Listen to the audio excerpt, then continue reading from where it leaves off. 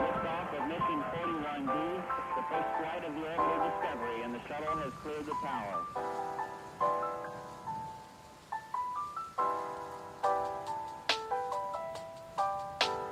Discovery's core computers now have primary control of critical vehicle functions.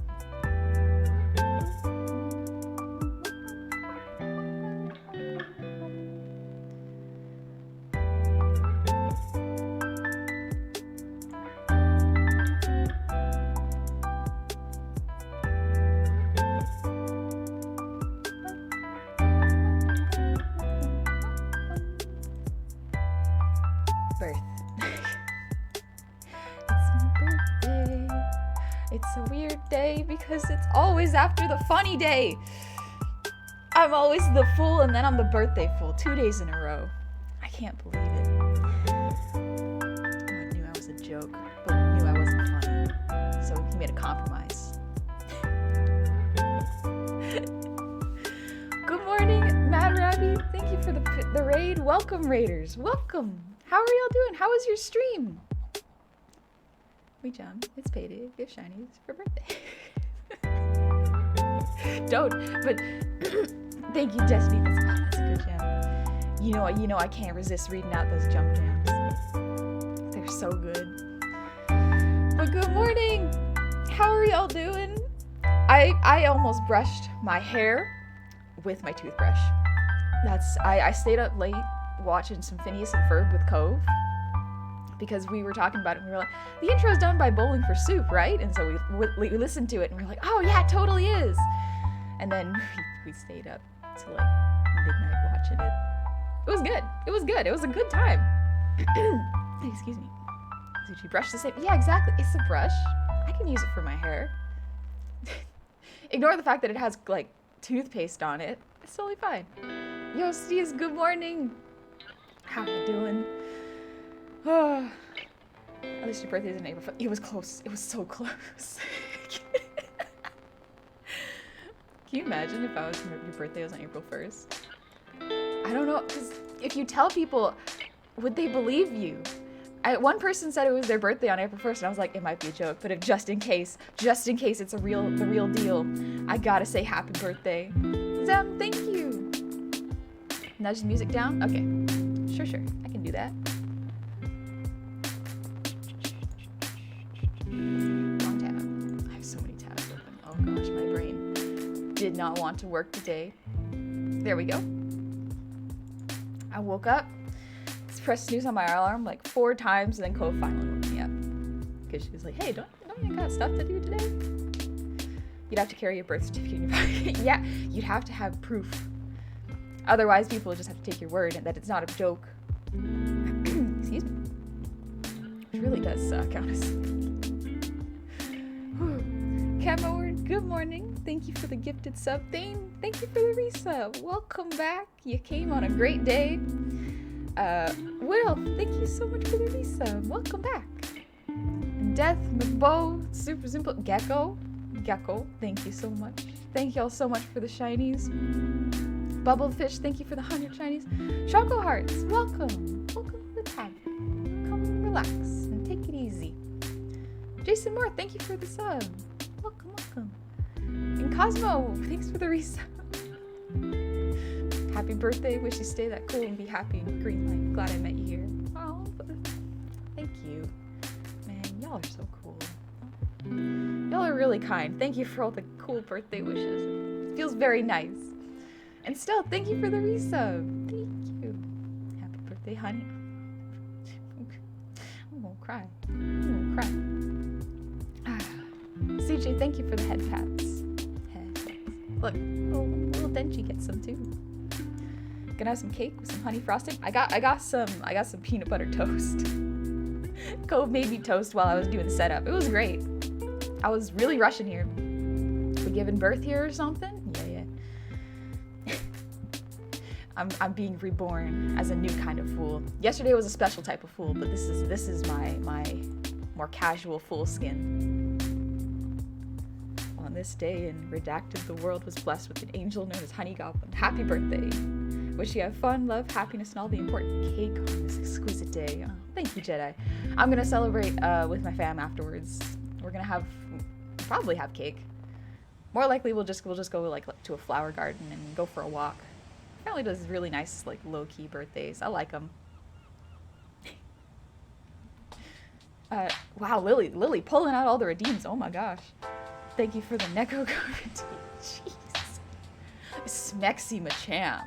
Oh, thank you for the resub. Welcome back. Thank you for the birthday wishes too. Eat the toast now. You don't want to have another tummy. I'll be fine. It's right next to me. I just want to warm up my voice a little bit. We'll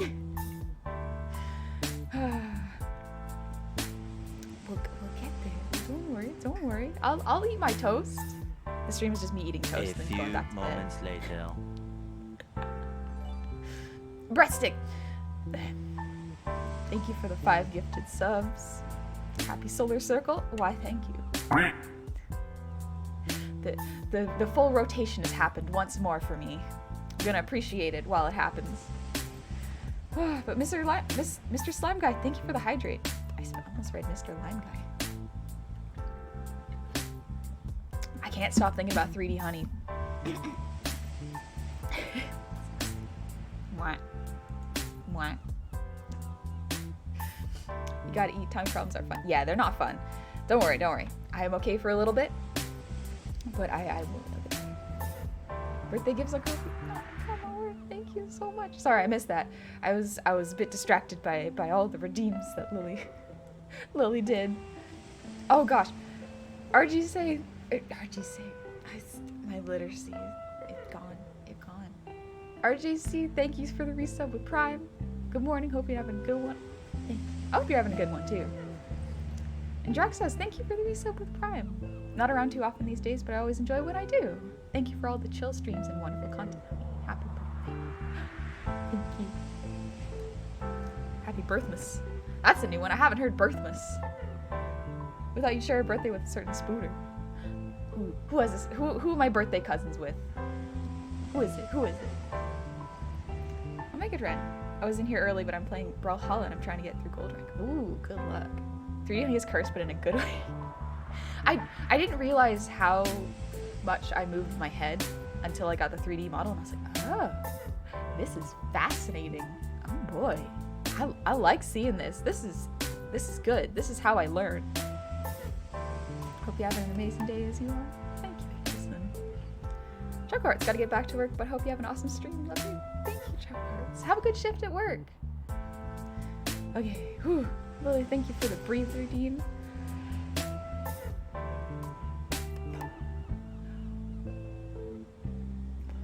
Okay, whew. Your birthday cousin's with Angel Dust. Oh, really? Listen, Angel Dust is talented. He can dance, he can sing, he can do anything. And Lily, thanks for the posture check. Oh, I haven't done one of these yet. Oh boy. Oh. Oh. What up, birthday girl? Not much blood ass, not much. I'm waking up as we speak. Whew. And Fire Distru, hello. Thank you for the resub. Amphi VR, thank you for the resub.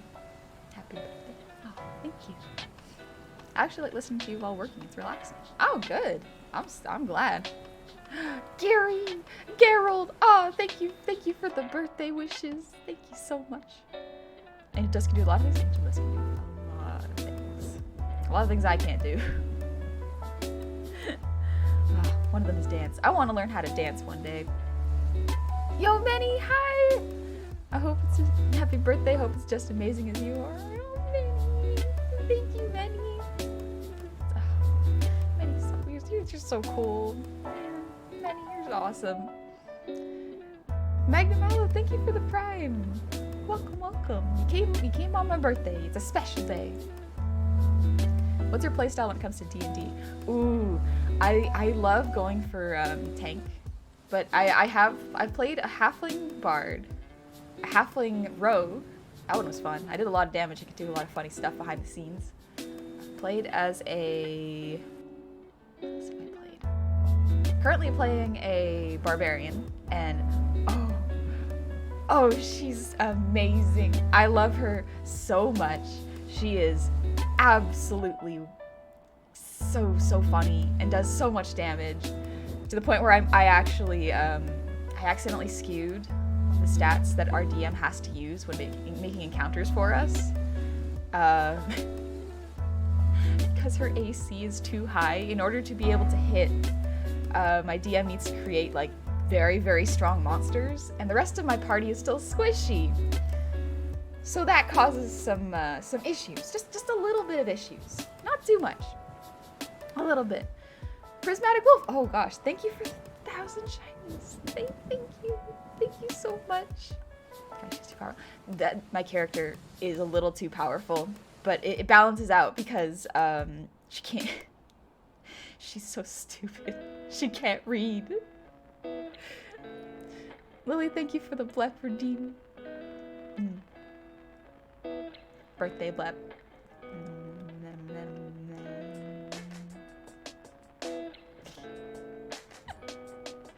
Strong, yes. My brain just did the jumpy thing of apes, strong, together. Her nervous, she's too dumb. Exactly. It's really funny because the last session we were playing, we had to go steal something, and the issue was the only one of us who could get away was me, because our rogue was creating a distraction. Here's the thing. We were in a scholar's castle, and so everything was labeled. There were doors everywhere with words on them. And so my character's running around going like, I just gotta look at everything. I don't know what anything is. I can't read. I really hope I'm not stealing the wrong thing. Because it's all enchanted, and I'm like, if I steal the wrong thing, there's gonna be a trap, and it's gonna go off. I don't know how it's gonna work, and so it's so great. I love role-playing stupid characters. It hits a little close to home. It makes me feel comfortable in the right skin. Lily, thanks for the ear wiggles.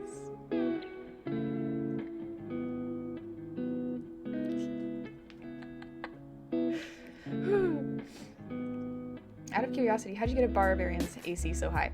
So I rolled really good for Dex, and she's a goblin, so it's good. It's good. There's also I think barbarians have a feat where if you're not wearing armor, it adds +2 to your AC, if I'm not mistaken, and she has a +2 shield. So like it just kept adding more and more AC. Funny thing, being illiterate makes you immune to setting off explosive runes. I'll have to bring that up with my DM and be like, hey, I can't set off this trap properly because I'm dumb.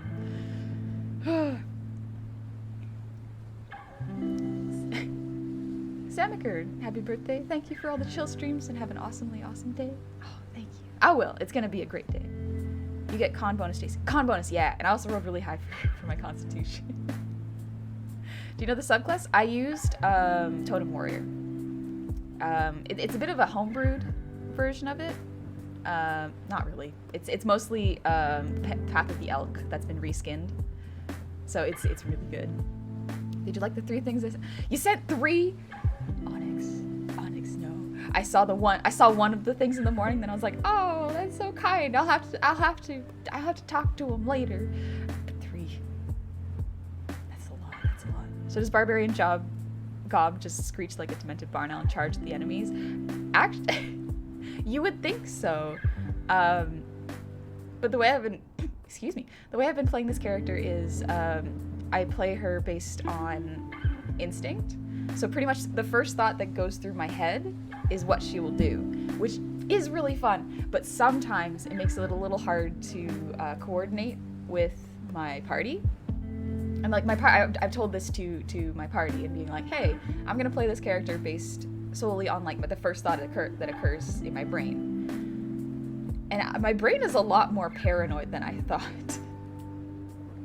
There's a lot more thinking of like exit strategies than I was aware of. There are some stupid ones where I threw a brick at a god once. That's a story for another time. But yeah, it's really fun. Good morning, honey. Happy birthday. I see you're back to normal. Yeah. Yesterday was a good time. I got to be extra.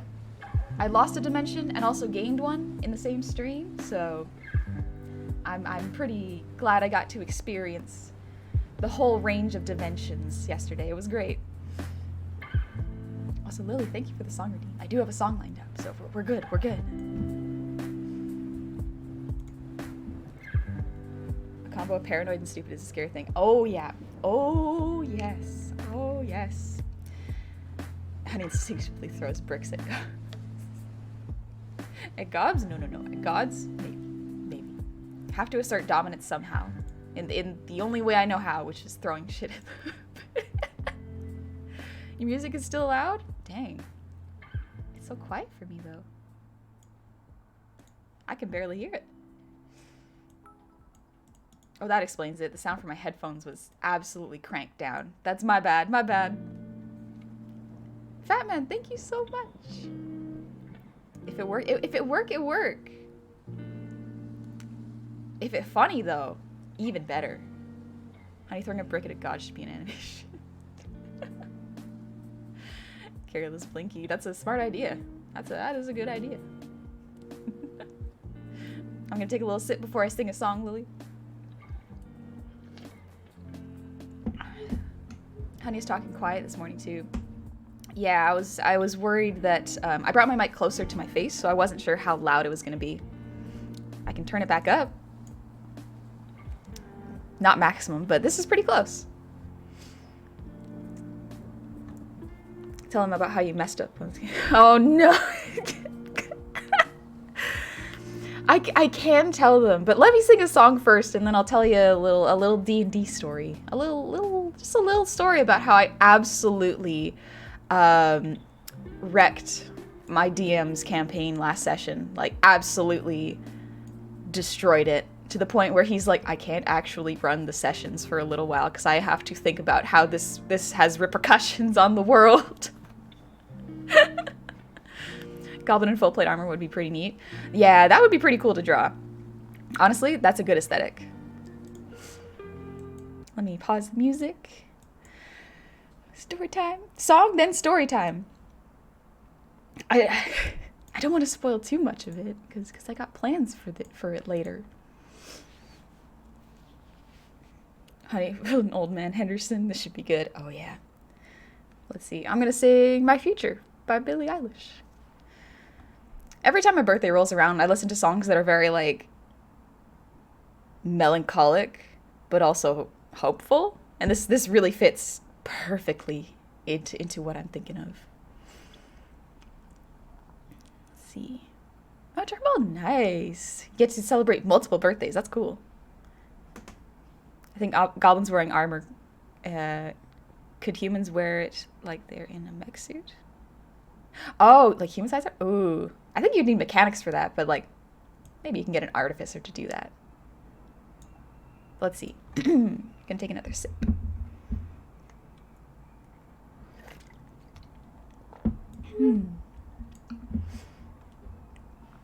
Oh, Jason, I'm sorry about the storm. Thanks for dropping by, though. Hope you have a good one. Hope the storm doesn't wreck your connection that bad.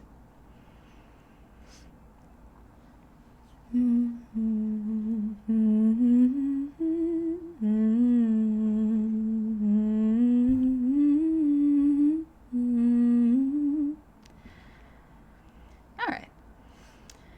I can't seem to focus, and you don't seem to notice I'm not here. I'm just a mirror. You check your complexion to find your reflections all alone. I had to go. Can't you hear me? I'm not coming home. Do you understand? I've changed my plans, 'cause I'm in love with my future. Can't wait to meet her,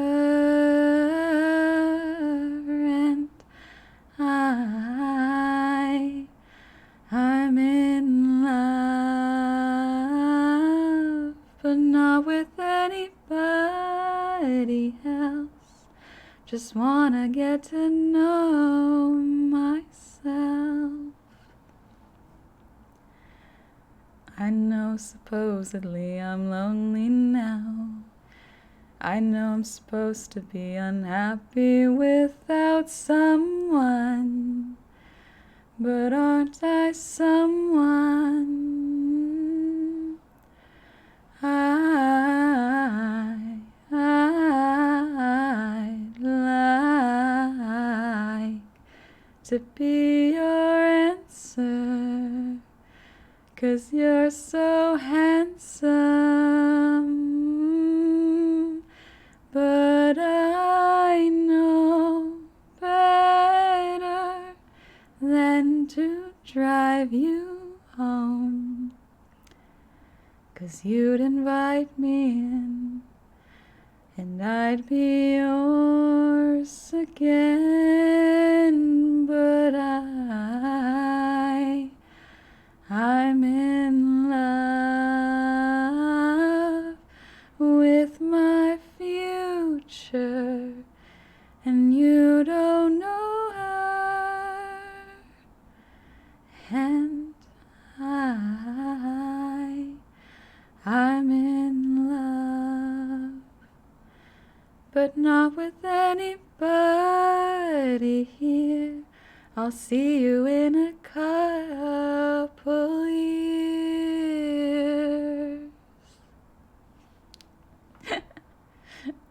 Birthday song. And that song really makes me feel like it's my birthday. I don't know why. It's not a birthday song, but it's close. It's close. Garrett only teared up that time. Oh, thank you. I'm glad I'm not making you cry first thing in the morning. Let me see. Let me know if the music is still too loud. Jeez. Your friend Benji, thank you for the resub. Happy 4-month sub and happy birthday to you. Thank you. Thank you, thank you. And Hair Bucket, that's 25 gifted subs. That is a whole lot. And 2,500 shinies. Jeez. Thank you, Hair Bucket. That's a lot. That's a lot. Sorry, I just like blew Aaron in the mic. My bad. You always do that one beautifully. It's because it's very comfortable in my range. It feels nice. Happy birthday, I guess. Thank you. Birth. It's birthday. Guy, I can't believe you created that. I can't believe you made that command. How dare you? Oh no. Come on. Oh right, but the story of how I absolutely wrecked. Oh, how I absolutely wrecked the campaign. I don't want to spoil too much, because I do want to do a time where I just tell a whole bunch of D&D stories. So I got to write them all down and chronologically make sure they're all understandable. But yeah, so last session we stole a god. Why didn't we bought semi-DM? Oh, that's a good question. I'm not sure. But yeah, so we were walking around trying to essentially find a missing person. Someone had been kidnapped, and she was a high-ranking political official. Master Chief, you didn't enjoy. I'm just telling the story. No worries. In comedy, thank you for the 100 shinies. Thank you for the birthday shinies. But yeah, so we were looking for a missing person. And we had used, our ranger had, well, we tried to use scry on her first, but our ranger had found, could sense where she was. And so we were looking for her in this castle, which is very guarded. And the people in there already don't like us. Like, we've caused problems for these particular sorcerers who live in this big old castle. And so we kind of just walked in through the front door and we're like, hey, can we just hang out and look around and see if there's anything that we might find useful on our travels? And they're like, yeah, totally, come on in. Like, we're suspicious of you, but also, like, you've done a couple good things and we can't publicly throw you out. Yeah, Checkered Mass, it's a wild story. So we went in, and our rogue, very, very good at lying and being deceitful to a scary degree. She faked an injury, pretty much, and just tripped and made it all dramatic and flopped over. And we were like, okay, 2 of us need to go. Let's make it our ranger, because she can sense. She can be sensed by our ranger. And me, because I am the stealthiest with high dex. And so the 2 of us escape very, very sneakily. We are so good. We're very good at being stealthy, and we end up in a basement because we know, like, okay, we can sense this missing person. She's underground somewhere. And so we went into, I guess it's the equivalent of a mortuary, because it's where the necromantic sorcerers all hang out, and they just vibe there, messing around with magical dark arts, but in a non-nefarious way, if that makes sense. Barbarians with Stealth is one of my favorite ideas. It's so good. It's so good. It's so freaking good. But yeah, we escaped. We snuck out while the rogue was causing a distraction. And we went in. And we found a basement door. Well, not a basement door. We found the closest point we could get to, which was just a brick wall. We couldn't get through the wall. Trymaster, nah, no scuff model, just all regular birthday me.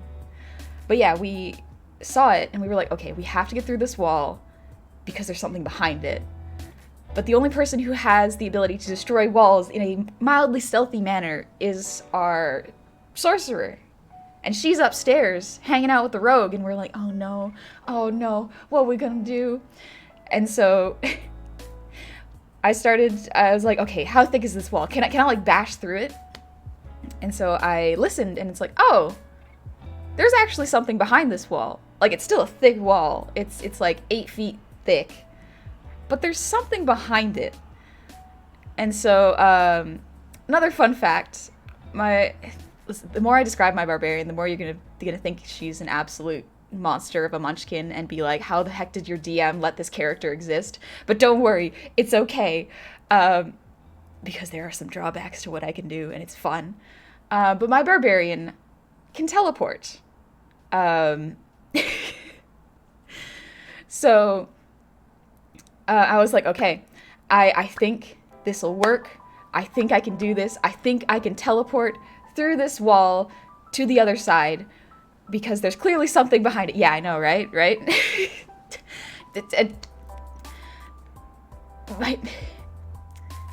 My barbarian killed a steel predator at one point, which has the ability to plane shift as well as teleport. And I was like, cool, I'm gonna steal that. Listen, my barbarian is a little bit of a monster. She's great. Versus we birthed it? Yeah, we birthed it. Don't tell TOS. But yeah, so my barbarian could teleport.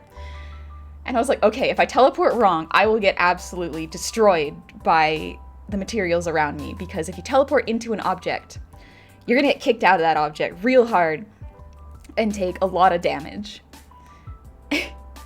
So thankfully I was like, okay, my DM, I'm gonna teleport 11 feet in, because I think if I teleport too far, I'm gonna hit a wall, but if I don't teleport far enough, I am going to get absolutely wrecked. My Goblin Barbarian ended a campaign with 1.2k HP. That's a lot. My Barbarian does have a lot of health. Not that much. But yeah, so I was fortunate, and I took my Ranger's companion, which is a bat. They have a bat for a familiar. And so I was like, cool, I will communicate with you through the bat. I was like, yeah, I'm being so freaking smart. If I get there, I can tell them that I made it. And then I teleport, and thankfully I make it through the wall. It's like, oh, thank goodness, no damage. We all good. We lived. And then I tell their bat. And here's the thing. Barry, my barbarian Barry, she's a little bit dumb. And what we didn't realize, or what I didn't realize, is that I'm teleporting into a separate part of the castle that no one can reach, with a companion that cannot speak my language. And as a barbarian who cannot read, when there are signs everywhere telling me where I need to go, and no one else is with me. Ah! So... Oh, Barry's so dumb. Oh, Barry's dumb. But Barry's also me, so like I'm a little dumb. It's fine.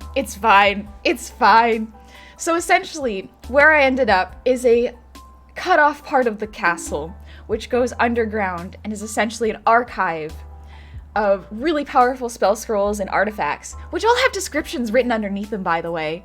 But me not being able to read is like, if I touch even one of these things, I will probably die. I will set off some sort of alarm, and we're trying to be stealthy here. So I just told my ranger through the bat, I'm like, hey, I made it. And then I'm just silently waiting for like 30 seconds going like,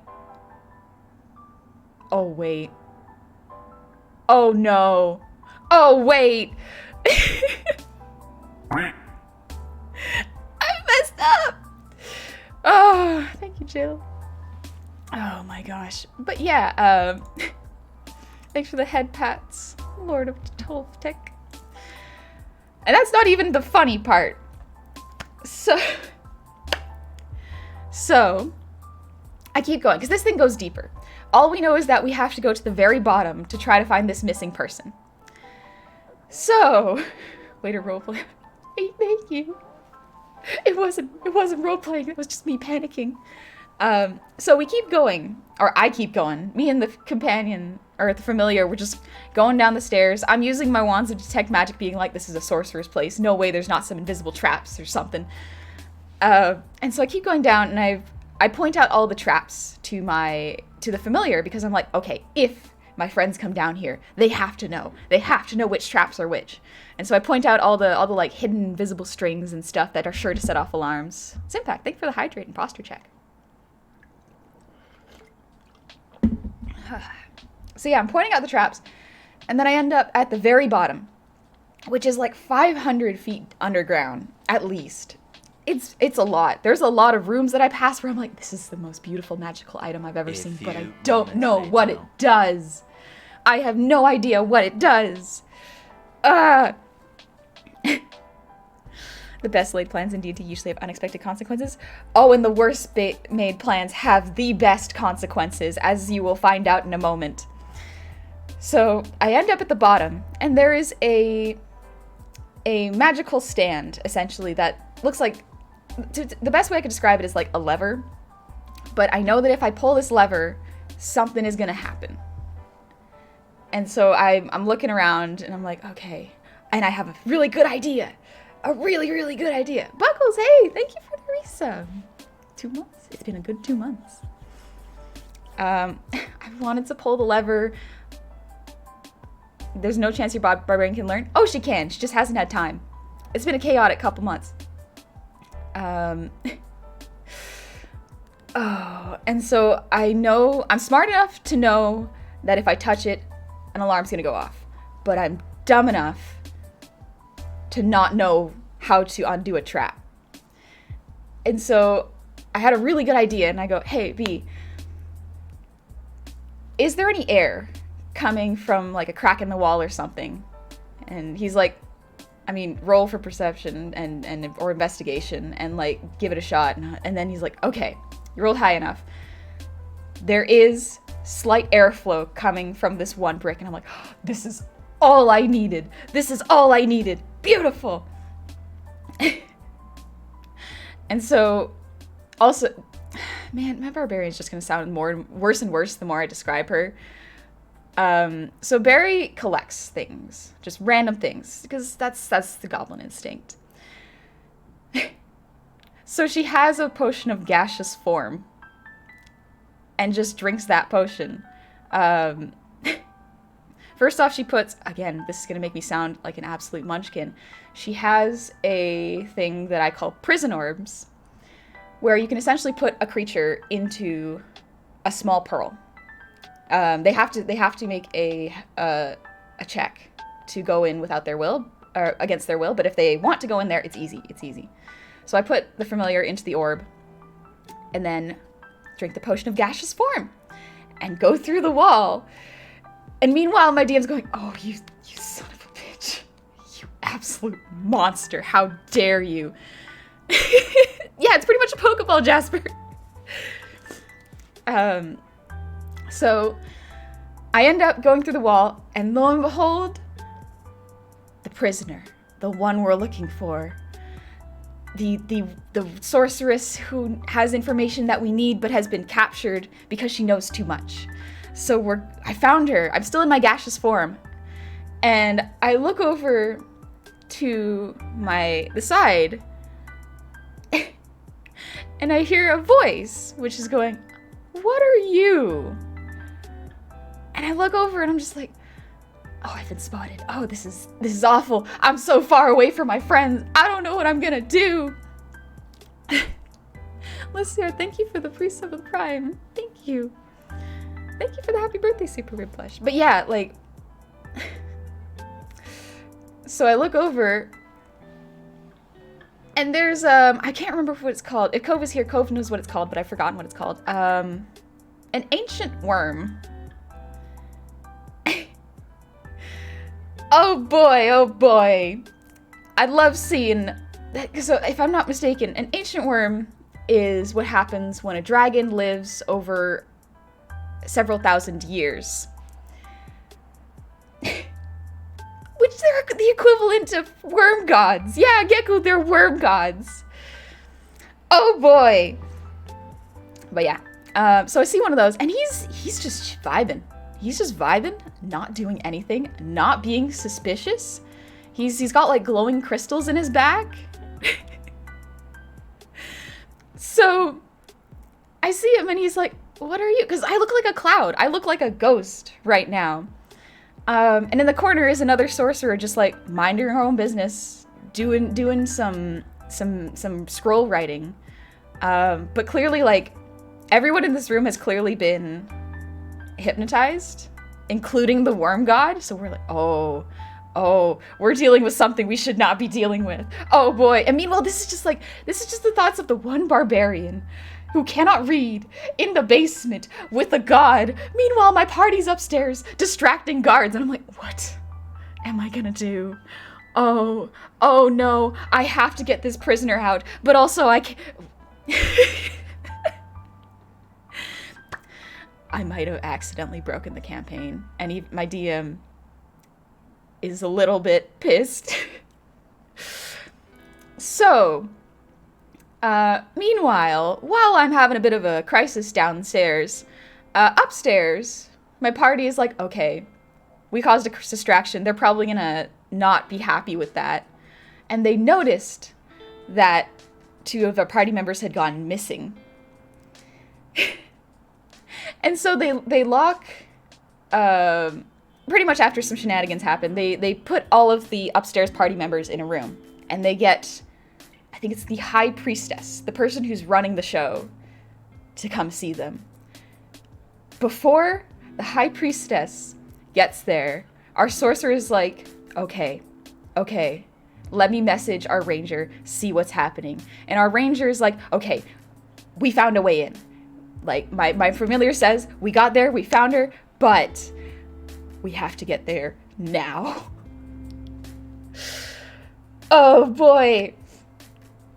And so, in order to escape, our sorcerer polymorphs everyone into bees. Like, not the guards, just themselves into bees. So, as the high priestess walks into the room where my party members are supposed to be, like, they're supposed to be just contained and confined in a room, she opens the door and is like, they're not here anymore. Uh-oh. So we have a time limit now. We have a time limit. And so, meanwhile, as bees, my party members are like, okay, we have to go right now. So they quickly catch up with the ranger, who is still at the wall being like, I really hope everything's going fine. Because they can't do anything. They're just sitting there like, I can't leave in case Barry comes back. But I also can't go anywhere to hide, because there's nowhere to hide in this ward where there's dead bodies. Yeah, everything's fine. Everything is fine. So my party gets together up there and they're like, cool, we need to get through this wall. So they change out a polymorph, and my sorcerer just stone shapes the wall like a couple times. It takes a while, like 15 minutes. And they get through it.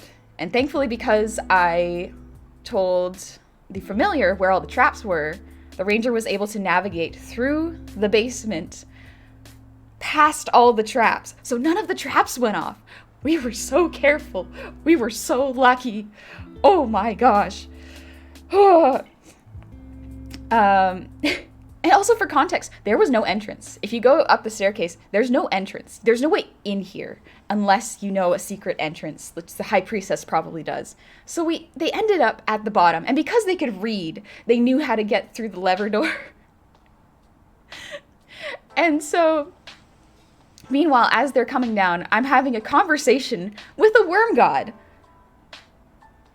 This is great. So I was essentially like, hey, how are you? And he's just vibing. He's like, I got nothing to do. I have an agreement with these sorcerers where they offer me protection in exchange for some magic. And I'm like, that's a cool deal. But what if I told you the sorcerers were bad people and corrupt? And the worm's like, I'm gonna need some proof of this. The high priestess, what? Just general, there's the high priestess of this castle of sorcery, pretty much. I think her actual term is archmage, but I've been calling her high priestess. We are talking about D&D, J-Sky, yes. I was pretty much debating with an ancient worm, going like, so, I can actually get you out of here with a Pokeball. Would you like to come with me? And he's like, nah, this gig's nice. They're cool. They haven't bothered me in hundreds of years. It's all good. And meanwhile, I'm just like, but they're bad, and you are clearly helping them by accident. I want to help. I need to get you out of here, as well as this lady who they've captured. And he's just like, well, these are some big accusations. You got any proof? And I'm like, I am the worst person to provide proof, because not only am I the dumbest, even if I had some written proof, I could not share it because I can't read. Yeah, thankfully, a second later, my party members show up, and they do have some really good proof. Just some good receipts to show of all the bad things the sorcerers have done. And as I'm talking to my party members, thankfully, my brain's a little paranoid. And it goes, hey, so that lady in the corner has just been sitting down writing scrolls all day. I think she'll probably report us if she sees us. And as I say that, because my party members come in, she's like, uh-oh, time to set off the alarm. And this is where my DM was like, oh, I hate you so much. I'm still in gaseous form, hence why the alarm didn't go off when I went in, but it goes off when my party members come in. So, being a goblin that hoards stuff, I get to be the one who sees this mage pull out a wand and try to snap it in half. And me being like, that's 100% a trap. And fortunately, I rolled high enough, I get to use the spell, because I have portable wands. Counterspell. Oh, I'm such a lucky gob that I can use counterspell as a barbarian. Oh, Miss Rava, thank you for the resub. Welcome back. Happy birthday to me. Barry needs a good skull. Barry needs to go to school. Barry needs to learn. But essentially, I thankfully counterspell that, so still the alarms haven't gone off. But the lady's like, cool, I have to do this again. So she tries to pull out another one. Meanwhile, I'm like, okay, drop gaseous form. Try to tackle her. This lady is a big old furbolg. She's big. There's a glob dancing on your head. Yeah, it's my birthday. It's the birthday slime. Barbarian with magic, unkillable. I barely have any magic. I just collect magic wands. Barry's smart. Barry's smart in very strange ways. So I tackle her, and thankfully that's just enough to get, like, one arm. But meanwhile, my party's just, like, in shock because, A, they just saw me go from gaseous form to tackling a lady. And B, they just saw an ancient worm hanging out in the corner. Oh! Oh no! So, I know you're talking about D&D, but it's fun imagining you're saying the story in character. It's not that far off, because I would probably do the same thing out of character. Also, Minoru, thank you for the resub. So pretty much, what happens is, lady tries to set off trap, I counterspell, I tackle, lady tries again, and my party is stunned because they see an ancient dragon, and so I have to scream at my party and go, okay, and I start giving out orders because I'm like, everyone's stunned. I talk to my other fighter who's like, I'm like, please, you are a Goliath, you are so much bigger, please help me restrain this lady. And then, thankfully, we're able to tackle her and get her down. And the sorcerer goes up to the lady who's been kidnapped, who we're trying to save, and gets rid of the hypnotism on her, because she's being hypnotized to be docile. And the lady we free, she banishes the alarm lady. She just casts banishment. And so banishment is just a spell where you put someone in a pocket dimension for like a minute. My gosh, she's strong. And so we're just standing there next to an ancient worm with the person we're supposed to rescue. And it turns out this person that we're rescuing is the actual archmage of the place. Oh boy, oh boy, oh boy, oh boy, oh boy. To the shadow realm with you, exactly. And so the actual archmage who we have just saved is panicking because she's like, you must have set off all of the traps. We have to get out of here right now. And I'm like, cool. Can we take this dragon with us? Because it seems like he's a nice guy and he's just misguided. And she's like, I mean, sure, do it fast though. We gotta go because someone's bound to have seen something.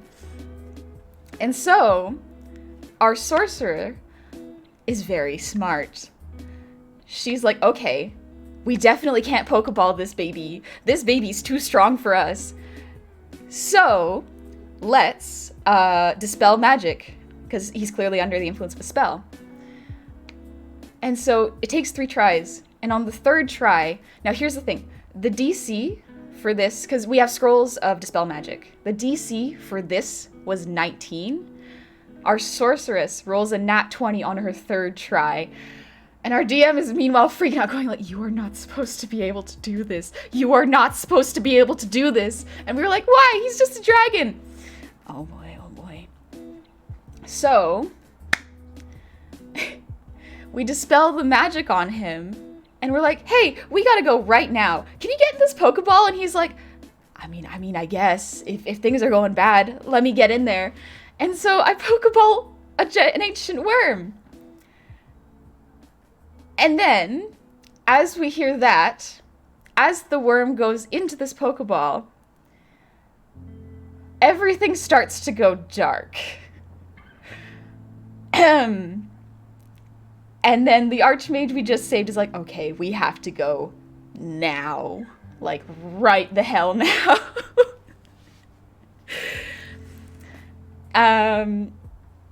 And so, she's prepping a spell. She really quickly is like, okay, grab hands. We're teleporting right the heck out of here. And as she preps teleport, the High Priestess shows up in the doorway, screaming and casting, I think, like, ice. She was casting some spell. Unfortunately, I wasn't sure what it was, because our sorcerer, who pulled that nat 20 out of her butt, absolutely just cast Counterspell and destroys whatever spell she was throwing at us, which I would not be surprised if it was like an ice version of Finger of Death. And we teleport away.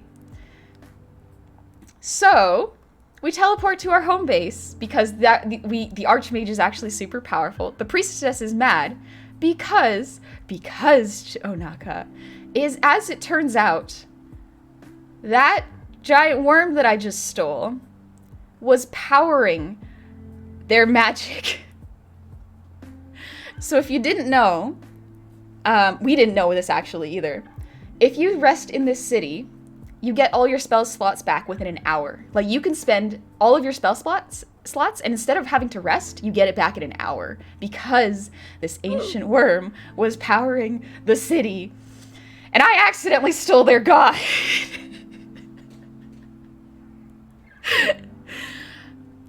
And as that session ends, my DM comes up to me and he's like, you have absolutely fucked me. You have fucked this campaign. And I'm just like, oh, it feels so good. Oh, this is what I wanted.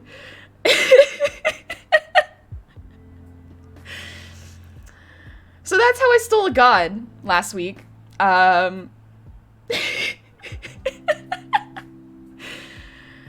Know that D&D Many would be so proud of you. Oh, Many, I'm so glad. I'm so glad. But anyways, that's what happened in my D&D campaign last week. Barry is the best. Barry is the best. I'm sad for this campaign to come to an end. This is the final arc, and I just so happen to have messed up my DM's plans at the final arc. So he's like, I legit need to take a week off to write another ending because you have messed this up so badly. About not still exactly. We can let him out afterwards. It's fine. Also, fun fact: no one can scry on anyone in our party because we went on a specific side quest to make sure that we got objects that could not make it that we cannot be scryed upon, meaning that this High Priestess that we absolutely messed up doesn't know where we are. So we just messed everything up.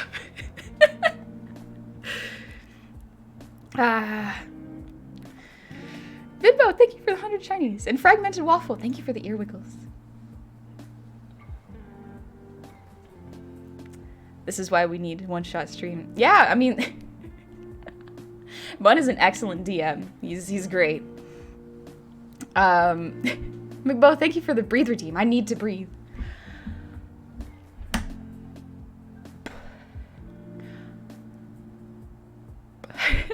Look at his photograph. Million gold question. Have you ever listened to Critical Role and or just roll with it? I can't listen to podcasts, unfortunately. My focus just doesn't allow for it. I need visuals. So I've watched the Critical Role show. I'm on episode 10 now, but I haven't finished it.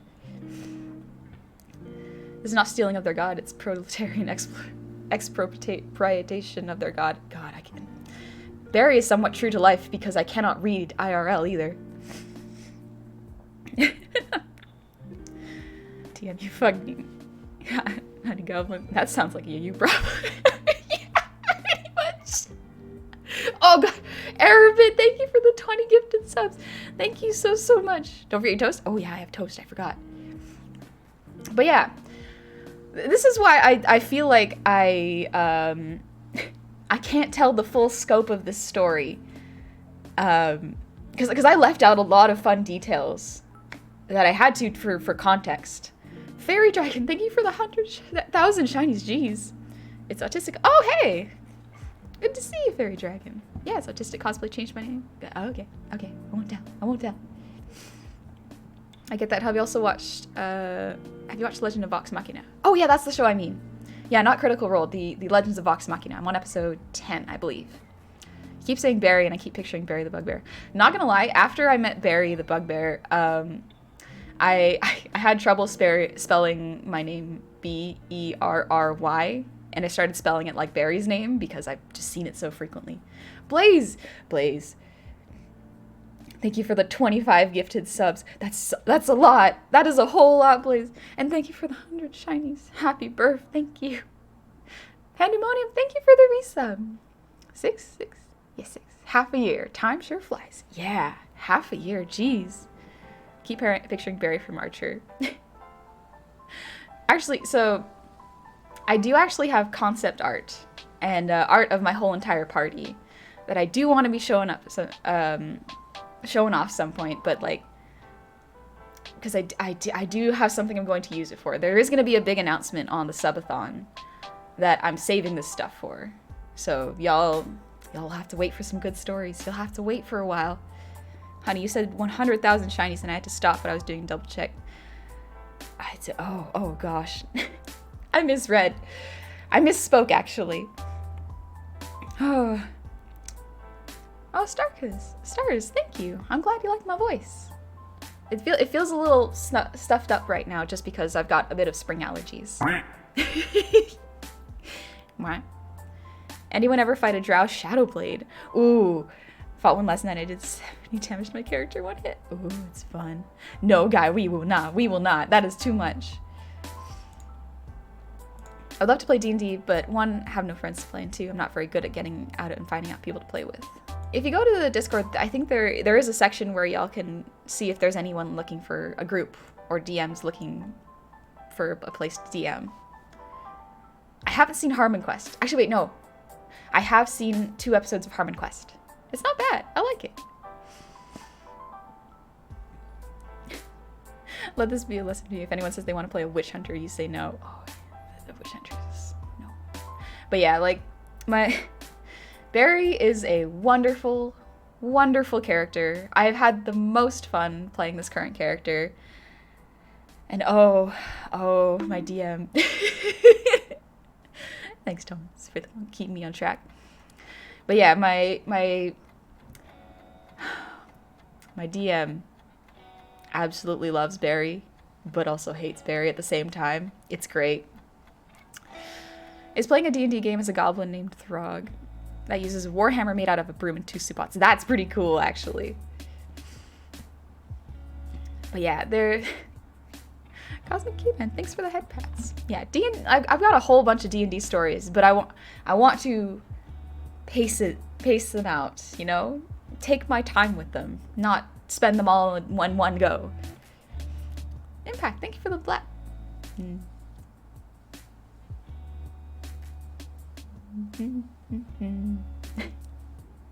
Gosh, thank you for the hydrating posture check. Man, you're just taking care of me now, Impact. Thank you. It's your birthday? Yeah, it's my birthday. What is a birth throne? It is my birthday today. I am the birthday bean. But also, like, Cove convinced me to get a throne. So if y'all have any suggestions, feel free to throw them my way.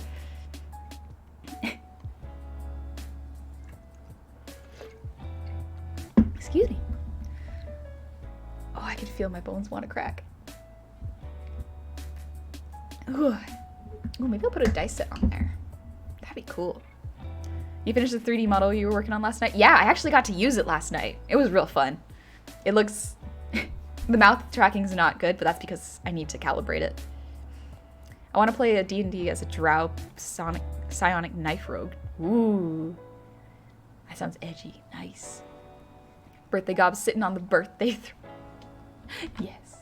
Yes. Today is the one day I get to sit on a throne. Are goblins hatched? I don't think so. I'd have to ask my mom. Honey, a small mouth confirmed. It's not small. If it was small, how could I fit all these teeth in there? Having some fun playing Mines of Phandelver right now. Though there are some road bumps. One of them is my mom flirted with the Nothric in Glassstaff's secret base. And now it's a back and forth thing. Huh. That is actually kind of interesting. I would have to look up more about Mines of Phandelver. I don't know much about it. Herb Bucket! Thank you for the 500 Chinese Herb Bucket. You don't have to. You didn't have to. Depends on the breed of goblin, I would imagine. Is it small, you keep biting yourself? Sometimes I bite my tongue. Does anyone else get that? Where you just bite your tongue a lot? I bite my tongue, like, hasn't happened recently, so I'm a little on edge. It might be happening soon. I might bite my tongue soon.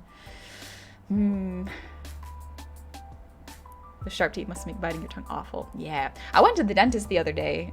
Thankfully, there was nothing wrong with it. So, teeth are all good. Just, they were like, hey, you want to fix this twisted tooth? And I'm like, nah. It's not bothering me that much.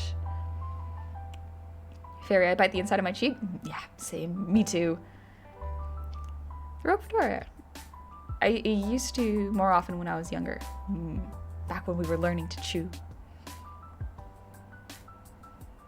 Only 5k for Invisalign? Nah, that's a lot. Give me those metal braces. Dental care must be really bad over there. Nah, it's fine. It's fine. It's all good. It's all good. Scribble guy birth? Indeed. It is the birthday. It's the day of my birth. The anniversary of the planet doing a rotation. Realities for chumps. Thank you for the 500 shinies. These gems are for you. Whoop. No boot gems or pocket gems, just my gems. Hope you like them and also these birthday hugs. Thank you for the hugs. I love the hugs. And MC Binks, thank you so much for 100 shinies. This world is hard on silly people. People filled with a joyous whimsy. Nothing in this world is harder than being goofy and fun-loving person. If you have a good attitude about it, you hardly notice. You inspired me to make a goblin cleric NPC ally for my nephews. They needed a healer and they enjoy having her. Ooh. That's pretty cool. Man, I love goblin characters in D&D. I never played one until recently, and oh, I looked. It's good. Oh, thank you, Rusty. Think about changing my name to Garrett the one and only, or is it really Garrett or Garrett itself? Any thoughts? I don't know, those are all pretty good. Garrett the one and only. Garrett is... I find Garrett the one and only is kind of funny. Makes me smile. Lost my judgment tooth today and your stream is making me at ease. Ooh, you lost a little wisdom. That's okay, that's okay. At least I've heard that wisdom can be painful. So it's good you got a little bit of that removed. Just a little off the top. Thank you, Scribble Guy. Garrett to elaborate. Yeah. I mean, I'll probably still call you Garrett if you keep it in there. Can I be a small panda in D&D? Yeah, I think so. I feel like if you talk to your DM, you can definitely try being a panda. Panda would be fun. Pandas are cool. Like that. I love pandas, but also I can acknowledge that they are very, very silly. Very, very silly bears that might not survive had it not been for human intervention. Oh, thank you, Jedi. I'll have to check that out a bit later. In my fantasy world, I made goblins essentially just more chaotic halflings. Chaotic, wholesome gods. Yeah. That's kind of what it's like in my current campaign world. They got their own culture. They're a little chaotic, but they're not bad. I played a goblin named Guilty in D&D who could only say his own name. Made the conversation real interesting. So he's a Pokemon goblin. That's pretty fun. I think someone brought up that they named their character Drugs. That is a very, very, very curious name for a character.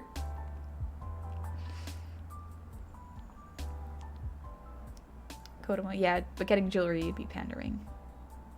It took me a sec to read that. I'm like, pandering. Gotcha. It's a little bit obvious which one I suggested. Okay. Star Wars related? Would it be? My wisdom teeth experience was weird. They put a mask on me and asked me to count to 100. I got to 2 and wake up to my dad telling me it's time to leave. I had to, when I got my wisdom removed, hence the missing brain cells, I got the one with the needle. I think the anesthesia via needle. And I'm not usually afraid of needles, so it was fine. But it was very interesting, just like sitting there and suddenly it's like, no dream, just darkness, and then suddenly you wake up.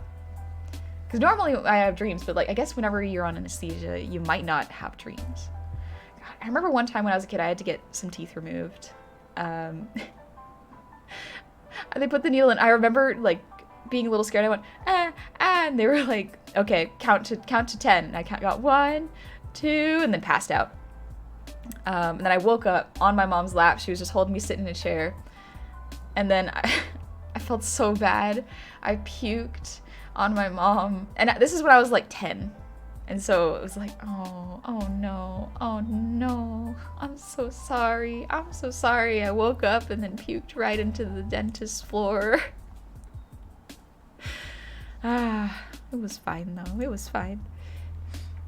It wasn't wisdom teeth out of 10. I think I had, I'd have to check with my mom, but I think my teeth, I might have had extra teeth. I'm not sure. I just remember I had to get a couple molars removed when I was a kid. Never been put under for dental stuff. Ooh. I think I'd rather be put like to sleep for wisdom teeth than be awake for it.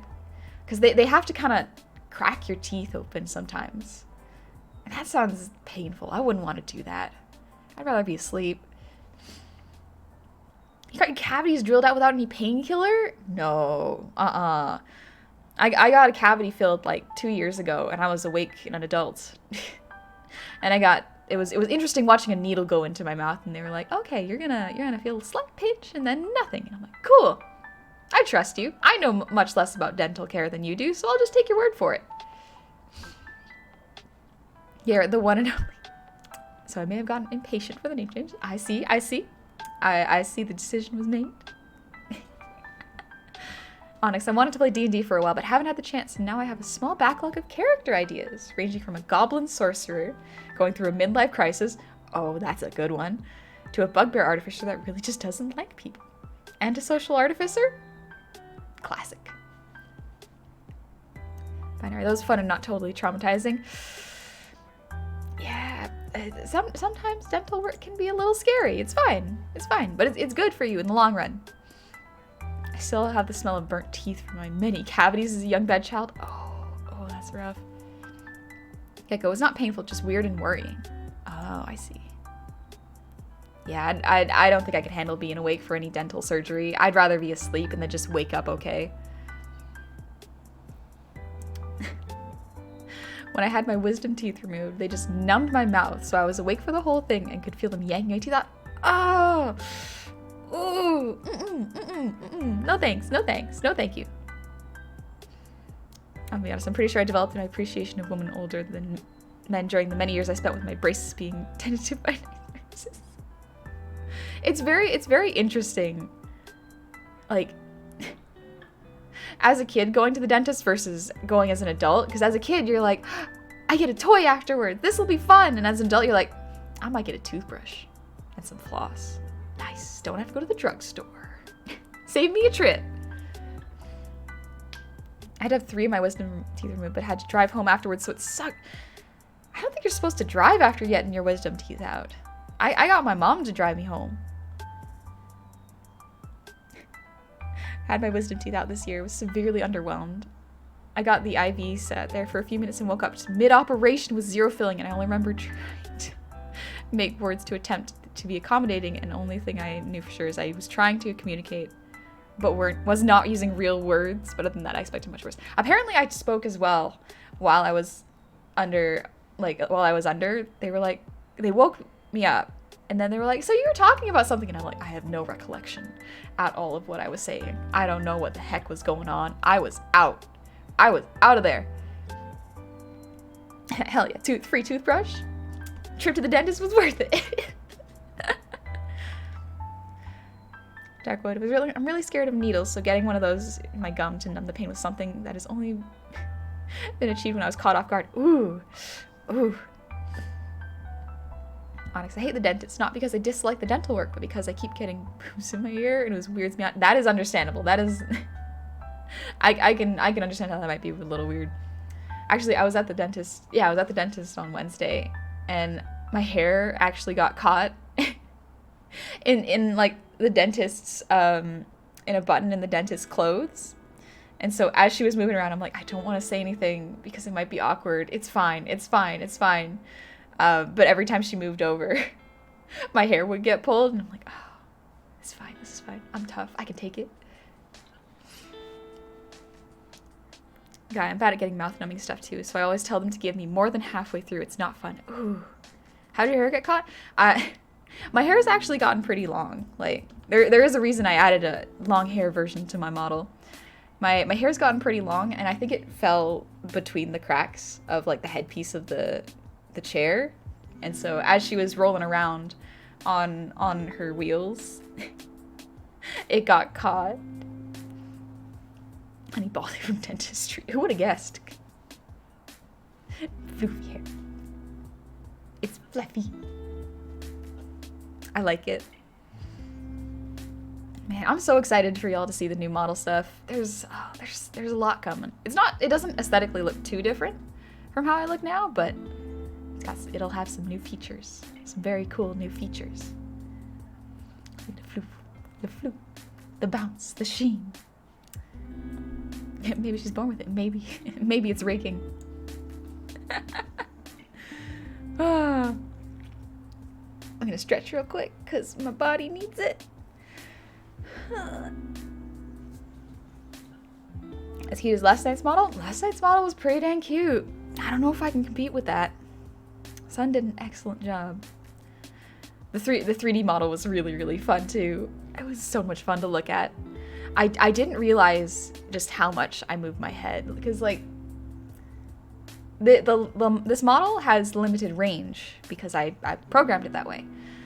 But the 3D one, it's limitless. You can go as far as you want.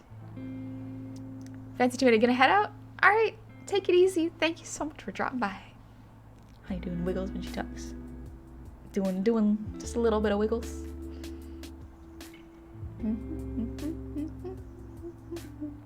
I like how I got the earrings to move around with a shine.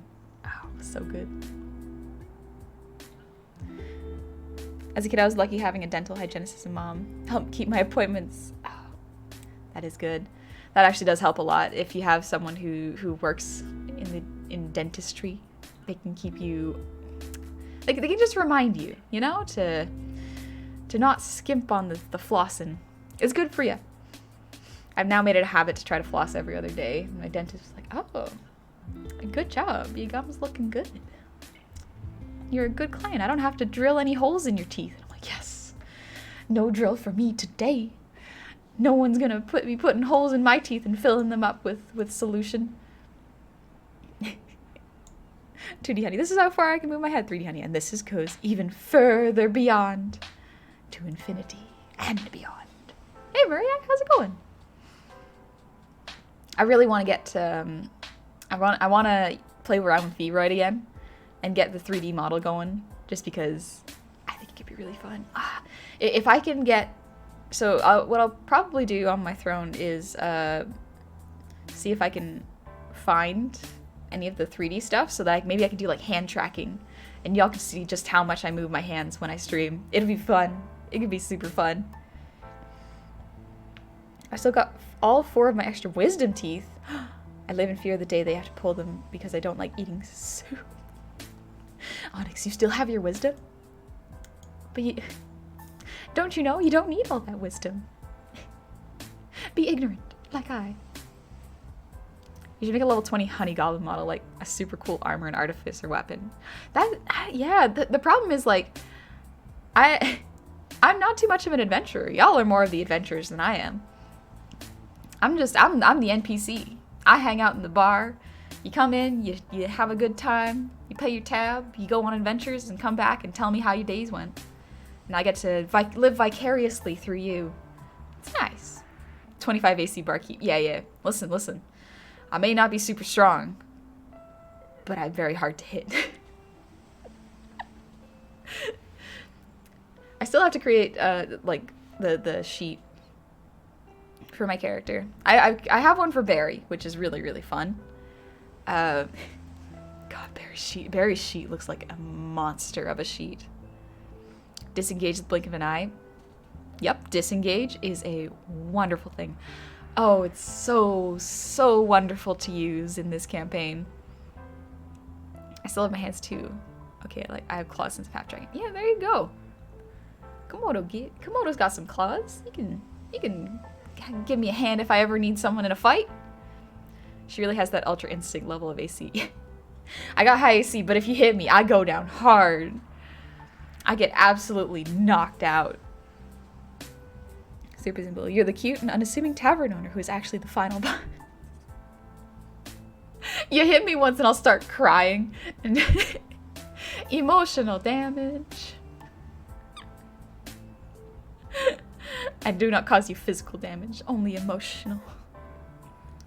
Duck King, have yourself a good birthday, honey. Everyone else, have a good day. I'm going to go relax and play Tiny Tina's Wonderlands for the day. Bye. Oh, take it easy.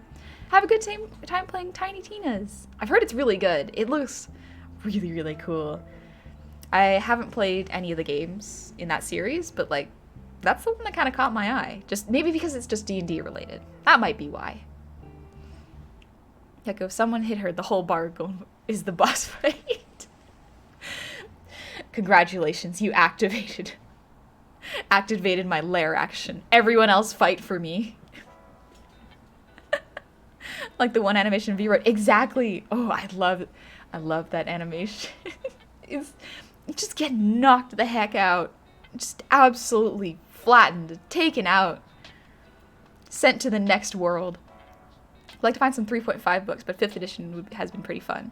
Yeah, 3.5 isn't too bad. I found the only thing that drags with 3.5 is it's a little slower in terms of combat. And there are certain classes which are not as easy to play for beginners than others, but 5th edition's really, really fun. I like 5th edition. Anybody even thinks of proving that crying theory, I will make you a permanent fixture in the Tavern Foundation. Well, thank you. My mods, they protect, but they also attack. Boss battle ends up being Deacon boss fight.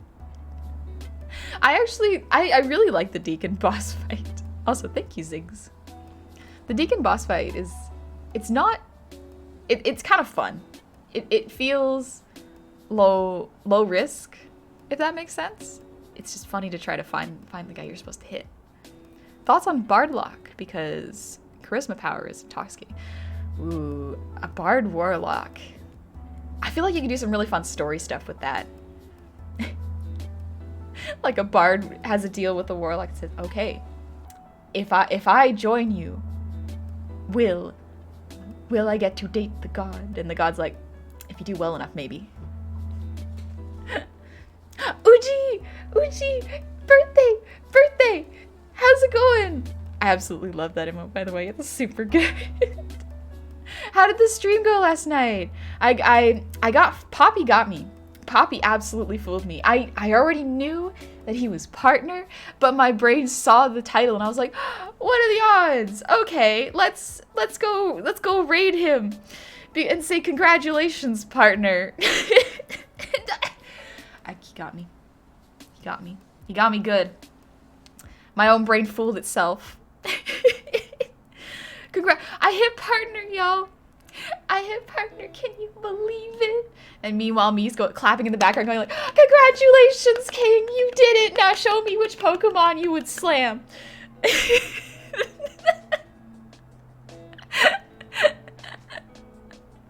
I'm glad y'all found it fun. Steez apparently knew. And Steez messaged me afterwards, and he was like, okay, I knew, but I wanted to see you do it. I wanted to see you fall for this. And I was like, oh, thank you for letting me be the fool. Uji, went great. We smashed a lot of Pokemon. Nice. Nice. Thanks, Maria.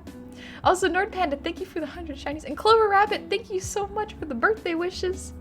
Which Pokemon would you smash? Nah, none of them. I mean, like, I wouldn't mind ranking them on edibility, though, because that's different. Because everyone knows the Pokemon that you would eat, the best Pokemon, the one that is the most edible, is Togepi. Egg, you cannot beat. It's so good. I would not eat Mr. Mime. I see a Mr. Mime, I'm on an airplane to a different country. We out of here. Is the actual birthday? Yeah. My birthday. I'm going to hang out with the fam after this, and we're probably gonna go to a flower garden. My mom's been wanting to see them because, April's a good time for that.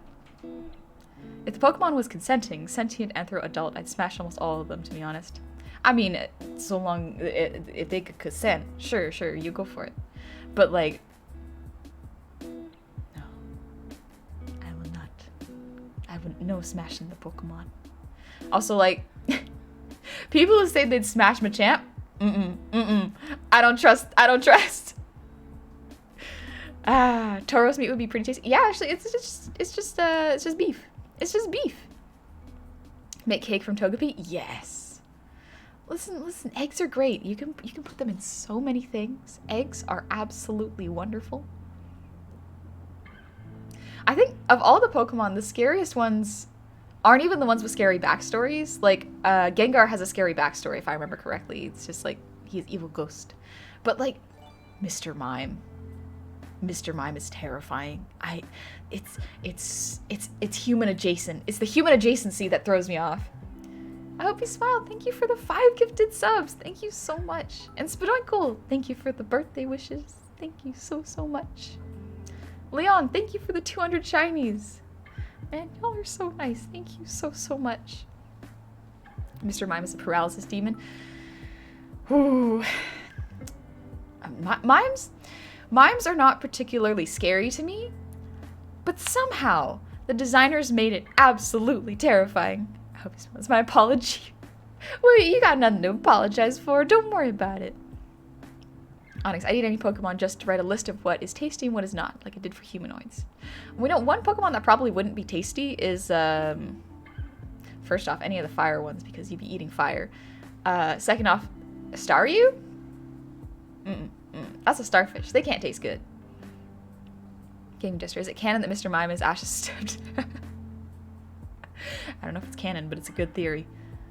Uji, the scariest Pokemon are the creepy, uncanny Pokemon, like Mr. Mime and Hypno. Not the scary Pokemon like Gengar. Yeah, Gengar, that's just a squishy, cuddly, spooky Clefairy. Clefairy. Just nothing scary about that French-shaped Pokemon. Thanks, Thanks, Milko or something. I read that so wrong. Gecko, I've seen the Driftoon description. They literally, yeah, Driftoon kidnaps children, and yet I go like, What a cool Pokemon. So friendly. So friendly. I was scared of Jinx for a while. Yeah, I can see that. I can see that. Jinx is a little bit creepy. Garden, thank you for the posture check.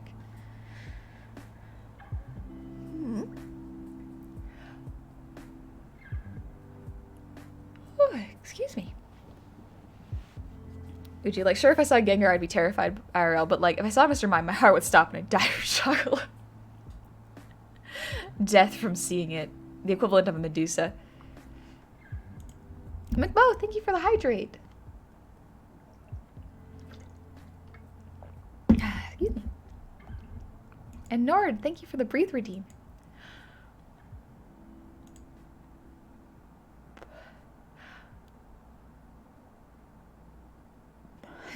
Whew. Oh, Raptor, why? Hypno is the absolute worst. Y'all know his Pokedex history. Ooh, I don't know. Super Zoom. Honey be the one to grab the Drifloon without thinking, and it would be never seen again. I would grab onto Drifloon and just let it take me away. Take me away, a secret place, a sweet escape. Take me away. Shadowkari, I started playing Soulsborne games recently, and so far I'm doing okay. Getting heartbroken and helped. Oh, getting heartbroken helped. Oh no! Oh no! Shadow, no! Ooh, Souls games are great. I'm so sorry about getting your heart broken.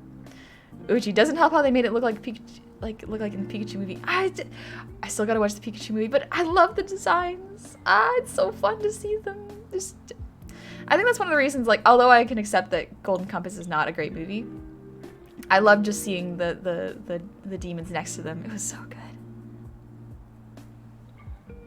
Also, Norwegian, thank you for the 1,000 shinies. Jeez. Happy birthday. You gonna have Gobble Mom and Dad on stream at some point? Maybe give them avatars? I've thought about that. I've thought about giving my mom a quick little avatar. I'd have to design my mom a little gob version of herself. I think it could be fun. But I would have to talk to Mom. See if she'd like to show up on stream. My dad is not one for conversation. He's like, you'll show him a thing and he'll be like, oh, cool, that's neat. And he'll genuinely be interested, but he won't talk or say much about it. So it's very fascinating to hang out with him because the conversations are quite flat until you talk about something that he knows a lot about and he's like, I can share information. And he's adorable. I love my dad.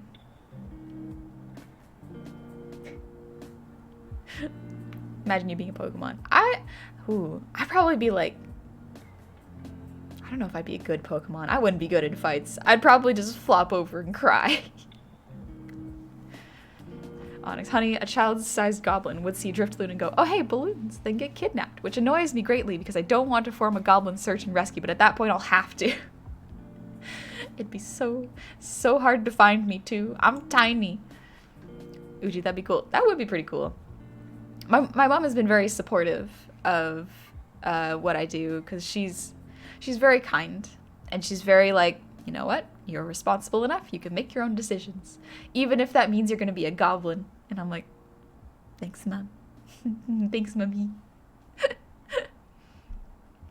Honey would be a Sable. Yes. Absolute gremlin with shinies in her eyes. Yes. Basically, Hypno hypnotizes and kidnaps children and leads them back to its den. Yeah, that's creepy. That is very creepy. That is, Yeah, the lore for some of the Pokemon is absolutely terrifying. Like, why aren't we hunting these things? Why are we allowing children to use them in tournaments where they fight other Pokemon? When some of them just literally lure children into their dens. Well, after Honey's only move to struggle. Would you like another joke? I love jokes. I am one. A joke would love a joke. That's how that works, right? Play Mystery Dungeon for that experience. Ooh. Nord, thank you for the head pats. Ooh, have any of y'all read Dungeon Meshi? The one where it's like they eat food in a dungeon? That's a really, really good manga. It's excellent. Would Honey eat the Tepig? Oh, if I had to.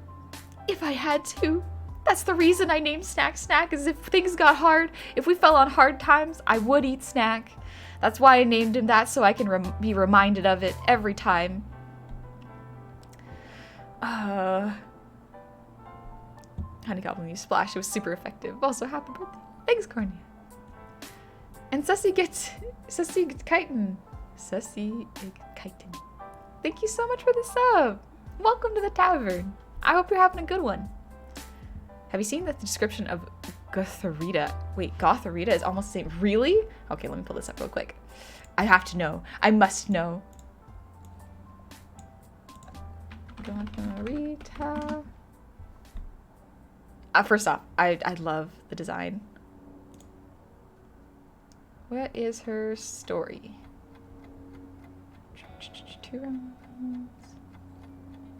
Uses starlight as a source of its power. That's cool. The manipulate Pokemon and the evolved form of Gothorita. Gothorita uses starlight as its power source. It arranges rocks in the same way as stars and can use its psychic powers to control people and Pokemon.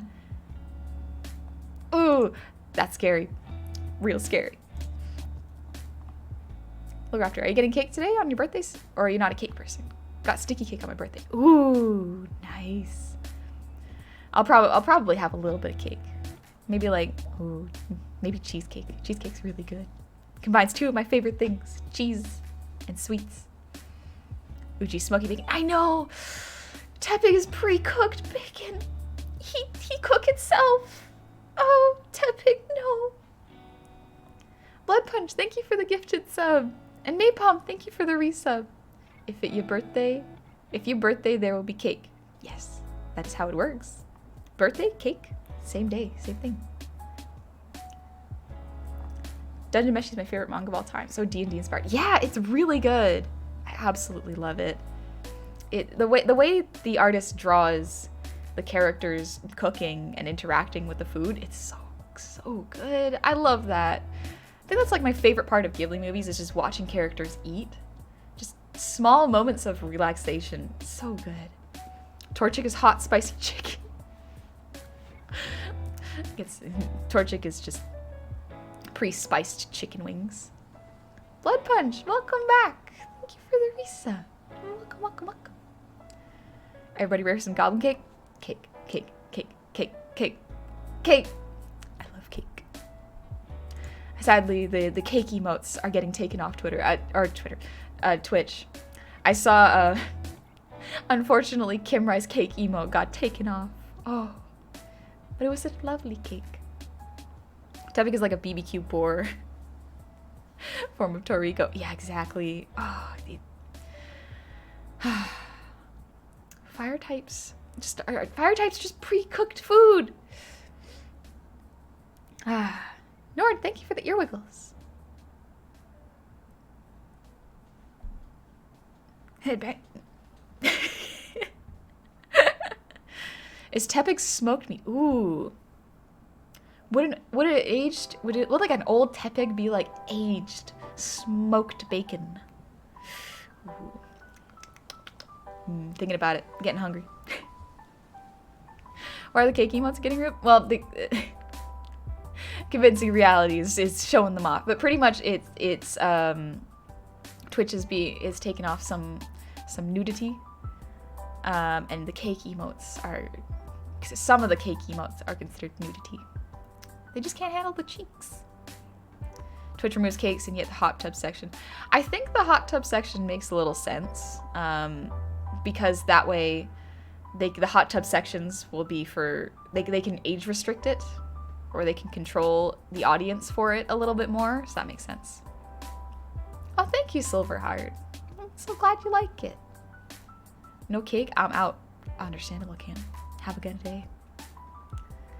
Actually, fire types aren't pre-cooked. They are more fire resistant, so they'd be harder to cook. Ooh. Oh, you raise a good point. Oh, but smoky bacon. Oh, smoky bacon. Oh, bacon's not good for you. But it's so delicious. If it's not good for you, why is it so tasty? If sugar bad for my mouth bones, why taste so good? Why are teeth weak to sugar when body want it? Wish I had a hot tub so I could relax and recover. Yeah. Oh, I want to go sit in a hot tub for a while. Just. Apparently, you're not supposed to sit in one for more than 10 minutes because it's bad for you. It just boils you. Man, Epic Scotch to trick you into eating it. That's how it gets you. That's how sugar gets you. It tricks you, and then your teeth die. I can't believe my body would trick me like this. But 20 minutes of just hot tub feels so good, but it's so bad. It's so bad for you. I gotta lock the model at some point. Honey asks the hard-hitting questions. Why do teeth, second set of teeth, not come in when old, when teeth start falling out?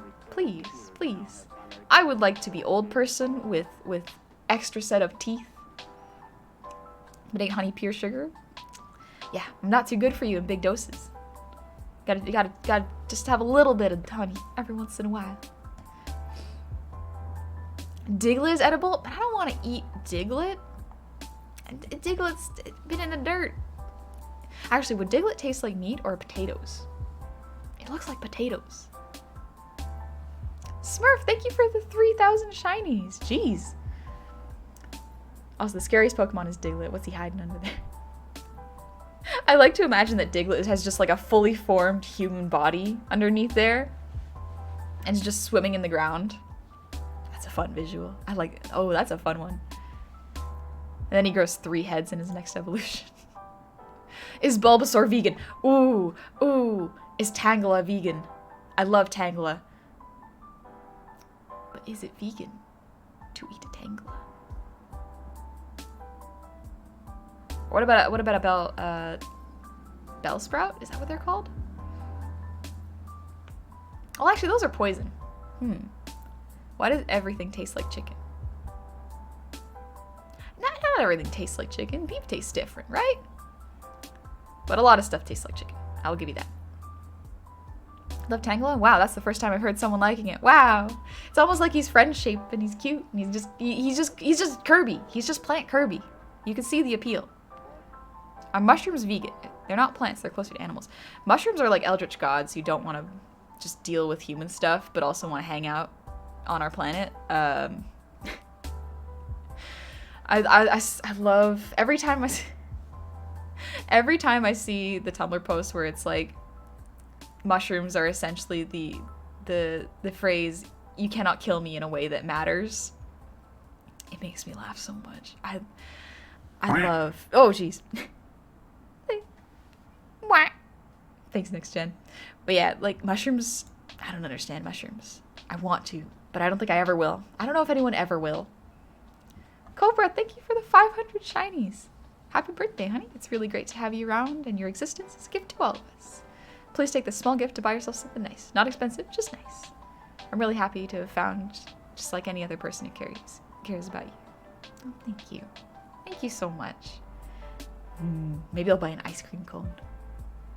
Maybe I'll splurge a little bit and get some Ben & Jerry's cookie dough ice cream. Looks at Tangrowth. Look at how they massacred my boy. I love Tangrowth. He's just big bush. Thoughts on Avicii? The music? I don't know much about Avicii's music. Ben & Jerry's cookie dough, hell yeah. Oh, it's so good. It's delicious. Reminds me when I was a kid, my dad and I would bake cookies, and he would always let me eat the leftover cookie dough in the whisk. Oh, I probably shouldn't have eaten it, but also, it was delicious. I would do it again. I'm enthralled by the fluidity of your avatar facial movements. I cannot begin to imagine the work it took. Oh, thank you. I've been doing some tests recently with my model to see what the limits are and where I can push it to make it like even more expressive. And part of it seems to be, thanks for the Neko Kabakuma, but part of it seems to be the rigging in the eyes. That's what helps make a model super expressive. So it's really good.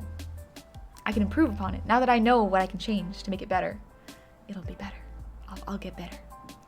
Plague Lord, thank you so much for the resub. Happy frackin' birthday, honey. Here's to another lovely year.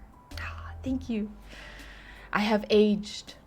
Not like wine, like cheese. I get even better as I get older. This is a bit better, or a bit random, but I'm going to start VTubing soon. Was wondering if you had any advice for someone starting out. Ghost Stars. Ooh, I have some advice if you are starting to think about VTubing. Definitely do not overspend. Do not spend outside of your means. So if you can and you are not sure what you want to start out as, just make a PNG. Start as a PNG tuber. Or use Vroid. Vroid is a free software. For sure, give it a shot. It is very, very good. I was playing with it last night. It's really, really fun. It's super fun to play with it. I was very fortunate in that I wanted to learn the software for Live 2D to make my own model. And I was capable of drawing, cutting, and rigging it all myself. So I technically didn't spend any money except for paying for the software. It's very important to make sure that you don't buy something super expensive that you may not be able to afford. Uji, also you don't have to stop being a PNG tuber. It's super customizable and valid. Yeah, exactly. It's really, really good to be a PNG tuber. I have a bunch of friends who are PNG tubers and they're so much fun to watch. There's a lot of people who also use Vroid models that are really customizable and really, really awesome. I love it. It's really cool to see how creative people get. Another thing would be, don't worry about your design being the one you stick with the first time. Like, you don't have to make the perfect design the first time. You're definitely gonna go through iterations. Like, my first model, I love it. It's great, good starting point. I definitely made some changes as I updated it. So don't worry. Sometimes people rebrand too because they're like, I thought I wanted to be a flower VTuber, but instead I want to be like a punk VTuber. You know, it's okay. Rebranding is totally fine. So don't put too much pressure on yourself to make the first one the last one. They have an ointment for VR. It's called VC Face. Use it. You might start streaming and realize it's not your thing after spending a lot. Yeah, exactly. You don't want especially if you are not sure if you want to VTube. It's very good to do low budget test streams to see if you like it, and then you can think, okay, if I know this is what I want to do, maybe after like a month of doing it, you can start to look into more complex models. Gary Punky. Gary, the OG punk goblin. Noribjin. As we people evolve, our avatars should too. It's okay to change. Yeah, my art style has changed, like just in the past year. And my model is kind of reflecting that. And it's really cool to see. I like it. Uji, I'd love to one day rig my own live stream. I'm super nervous to dive in though. One day. Uji, hit me up. I got some good tutorials you might like. I got some good videos to show you. Uji, yeah, you might not even like streaming. Yeah, streaming is very fun. I very much enjoy it. But it can be very, very stressful if you are looking at it from a potential job point of view, which I try not to do. So interestingly enough, I try to think of streaming as, this may sound strange, but like a break from my regular job, in that like I'm not going to stress too much about money, because if I do, that's going to reflect in my content. I'm going to seem more stressed. I'm going to seem less energetic and less happy. And that's going to drag my streams down, and it's going to put the emotional burden on you all. And that's not fair. That's definitely not fair. But yeah, so just have fun with it. Make content you want and enjoy yourself. Because if you're enjoying yourself, people will be more happy to see you having fun than if you're stressing out about numbers. Shut up, being trans really makes life hard. Yeah, I could definitely see that. VTuber models can actually be from what I'm told, VTuber models can be very, very helpful for people who are trans and who are non-binary, because it can be a way of closing the gap between dysphoria. For some people, it could worsen it a little bit from different accounts, but like some people really, really find it helpful.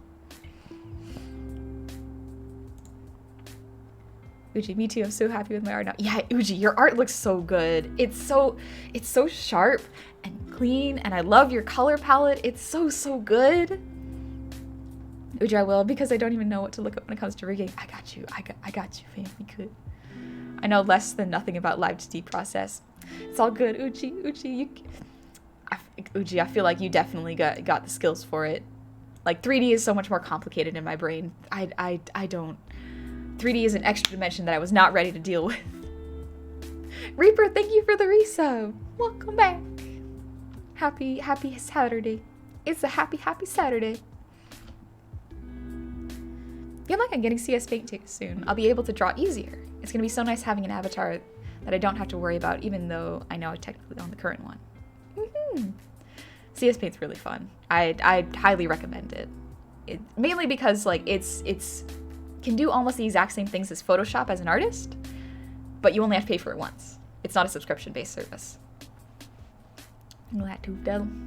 The little snaggle tooth. The one the dentist didn't fix. Norwegian, I think I can take liberty and speak for most of chat when I say watching your streams has always felt relaxing and safe, so thank you for that.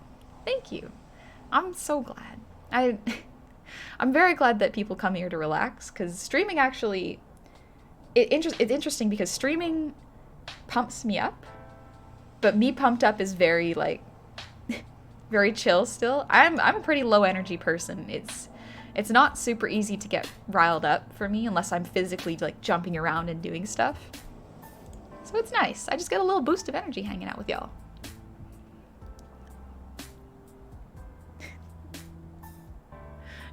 So, Phoenix, you can use the avatars to explore identity. Yeah, exactly. That's a really good thing with VTubing, is you can very much use it as a way to explore how comfortable you are with yourself and how you perceive yourself, and it's really neat. Bloodass, got any suggestions of background music for art streams? I only have a few lo-fis that I've used a lot and want to mix it up a bit for my art streams. I generally just look up stream-friendly lo-fi. I've been using the League of Legends lo-fi playlist. It's really good. But if you want, I think like Sun still has to show me how to do this. But there is a way for you to play songs that are like any songs from Spotify over top of your streams, but for it to be deleted in the VOD. I don't know how to do that. That sounds like wizardry to me, but I think there are a couple people who know how to do it now. But yeah, for the most part, lo-fi. I just look at most lo-fi. Guy, honey streams are chilling good. Oh, thank you. Honestly, y'all bring the chill part. I get to enjoy the chill vibes through all of you. Uji, I'll show you super. Thank you, Uji. Thank you. Uji, I love the vibe in your streams. Yeah. Honey, and I'm the same. People and talking gives me a bit of energy. Yeah, it's very interesting because on stream, talking to people gives me a lot of energy. That's one of the reasons I was very surprised when I started streaming, because I did a subathon that was 10 hours long, and I was like, okay, I don't know if I can handle this. Let's see. Also, thank you, Dropart. Let's see how, let's stretch my social battery a little bit, see how far it goes. And it turns out if I'm actually talking and engaging with people, I can talk and hang out for a long time. But as soon as I stopped streaming, it was absolutely so tiring. I was really tired. I needed to sleep. But it was really neat. Streaming actually helped me learn a lot about myself. It was cool. You should still be careful when playing that music you don't have a license for, even when it's splitting audio. Live DMCA sort of thing. Yes, very much so. Some people will report you for playing music live, even if it doesn't show up in the VODs. So just keep that in mind. Be careful about that.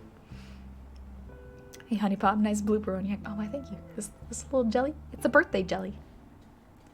Just need people to distract you from the tired. Yeah, exactly. Just like a little distraction. A little bit.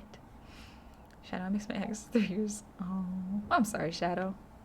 On the plus side, Soulsborne games are really nice to help the distraction. You get to focus on other things. The end of the battery tends to get filled easier and faster than the beginning of it. That was a great game. Oh, thank you. Like, I feel like everyone's got a different social battery. Everyone can do a lot of different things in a lot of different situations. I get very tired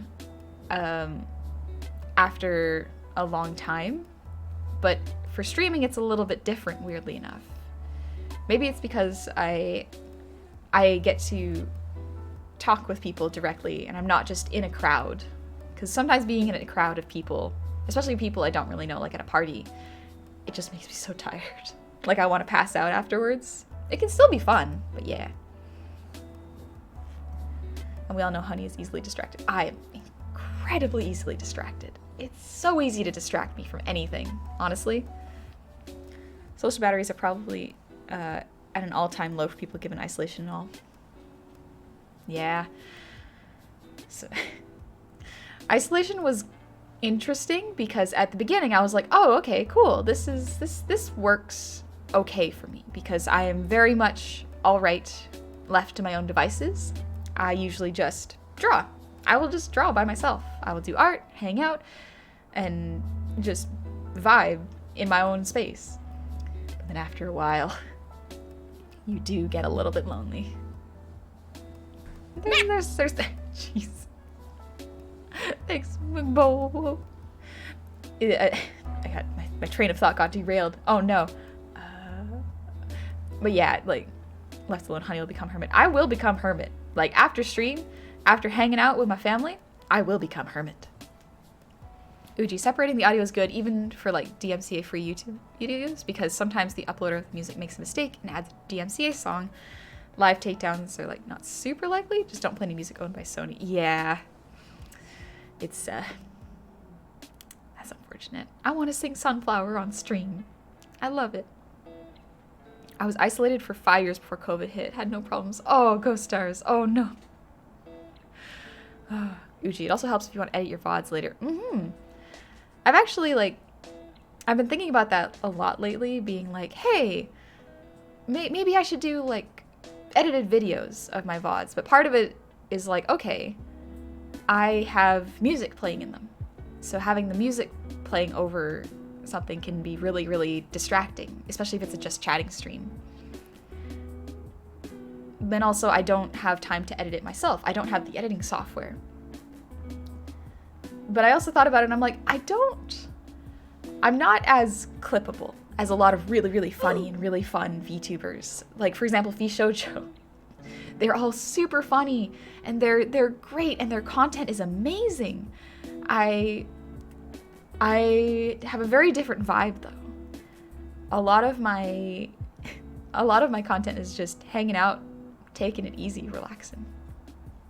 Honey sing compilation? I could make a singing compilation though. That's not a bad idea.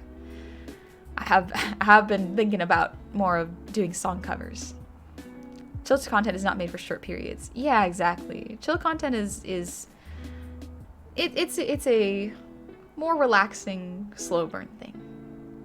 And that's totally fine. I enjoy doing it.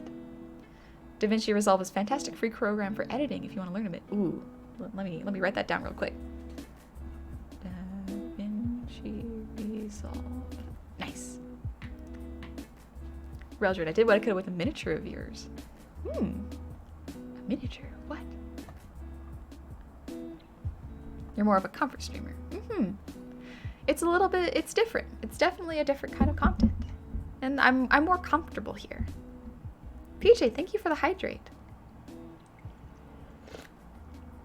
Excuse me. And Omen 412, thank you for the resub. Welcome back. It could be a compilation of you getting out of content. There are a lot of those, yeah. There's a lot of things I say which can get taken out of context in a very strange way. Out of sheer curiosity, what do you think your niche is in VTubing? I don't know. Art? Vibes? Oh, the hero thing, Reldrin. Ah, I get it. I'll have to check it out later if it's in the Discord. Maybe like, I guess it would be close to ASMR if people like my voice, but I don't do much ASMR. I just talk and hang out. My niche is hiding.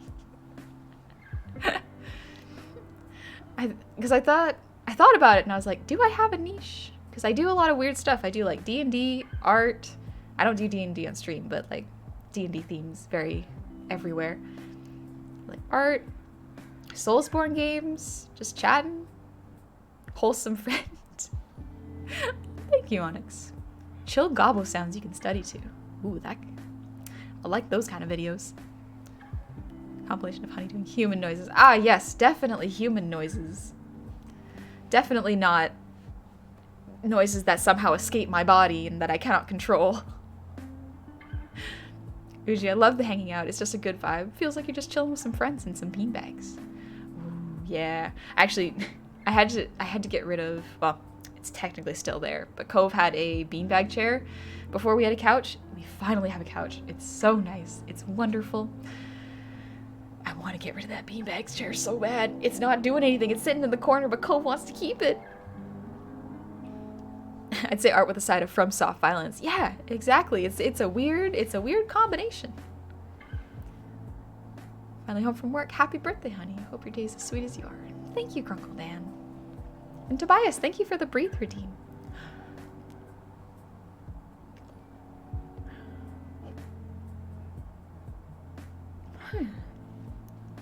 I like some of the VShojo people and their associates, but relaxing much more normal stuff like this is great too. It's very different. I really love the high energy and just the chaotic vibes that come around with the VShojo crew. It's so much fun to watch. But that's actually one of the reasons I didn't think I could do any, like, that's why I didn't think I could stream for a long time, because I was like, oh, everyone's really high energy. I'm not super high energy. But I mean, it could still be fun. And then I saw Inomai from Hololive, and I was like, this is nice. This is much nicer. Just for vibing and chilling. I like it. Omen, sadly I'm only stopping by. Gotta rest for work, so take care, honey, and everyone. Alright, get some sleep. I hope you have a good shift. I'm gonna just say your niche art and dying repeatedly. That's fair. That sounds pretty close. Norwegian, idea. Have you ever thought about designing a D&D figure for 3D printers so we as GMs could put you in our games? Ooh, my cousin has a 3D printer and she's been showing it off to me. She actually gave me a little keychain and it's adorable. So maybe I could do some tests. Ooh, I'll see if she'll let me borrow it. Gecko, low energy is good too. Low energy, nothing wrong with it. Chilled violence, is that even a niche? Maybe, because like, I don't know, getting mad at FromSoft games seems to be a niche. It seems to be a niche, but I don't know. It's hard to get mad at a video game. If it makes you mad, usually I'll just go like, maybe time for a break. Just a little break.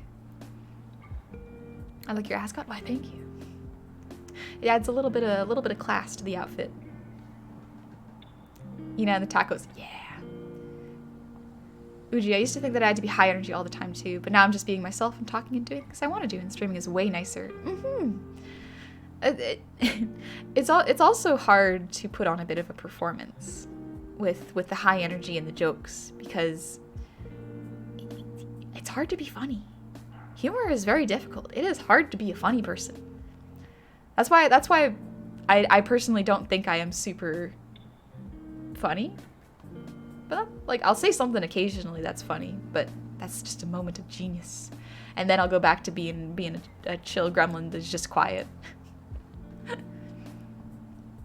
I love Eno's dad jokes. Oh, the puns are so good. Grunkle Dan, I've been hesitant about streaming for so long because I thought I'd be entertaining enough for it, but thanks to you and other streamers, I've gotten more hopeful about trying it. Definitely give it a shot. Have fun. Test out your limits, see what you like. And Neko, thanks for the head pats. And Bandit, thank you so much for the Prime. Welcome to the tavern. deepened away. That's another thing people should keep in mind when starting out. There's a market for all kinds of people and content, and comparing yourself to others doesn't really work great. You can definitely learn something from looking at other streamers and seeing what kind of content you like and what kind of content you enjoy making, because sometimes they can be very different. Thank you for the black protein.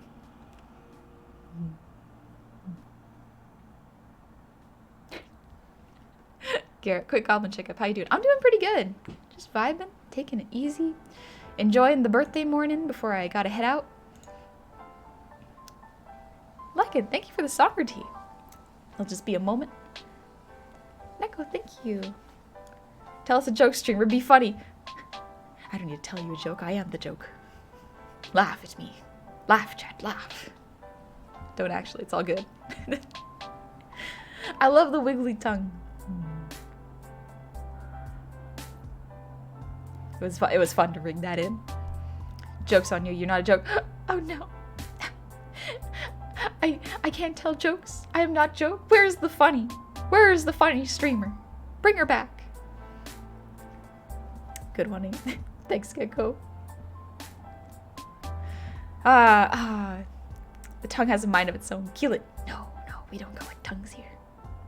I just show them off. It's fun. It's fun.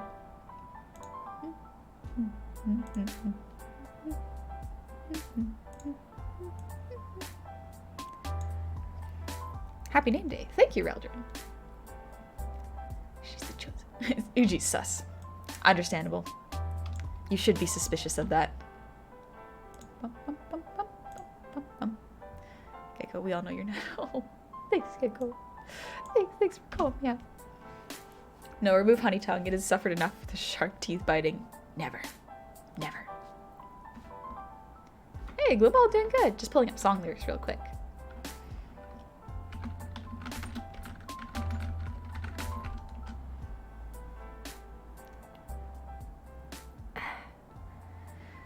I just have to stretch out a little bit.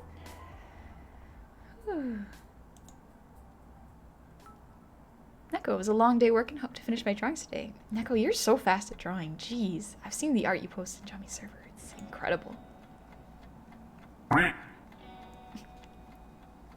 Thanks, By the way, are Dark Souls servers down? I can't get on the line. Yeah, so the Dark Souls 3 server, at least, and the Dark Souls 1 server are offline because there is an exploit that can actually mess up your computer.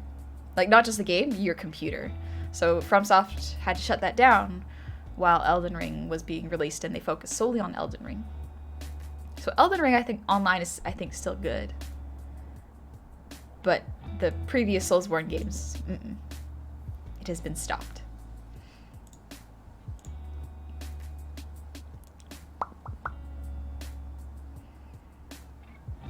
I'm half cow, so tongue is bad with me since people eat cow tongue. Ooh. Tongue is a weird one. I'm not saying that goblins are inherently sus, but I make exceptions for honey now and again. Oh, I thank you. I'm only just like a teensy bit sus. Teensy bit. Anytime I act confident, you know I'm faking it. You got any tips to make my character cute? Look up find reference of characters that you find cute and see what design similarities they share and try to work that into your own design. Do you bite if people pick you up while hugging? I have learned not to bite people. It's not good. Cow tongue is actually one of the best characters. No, we don't need tongue. I don't want to do that.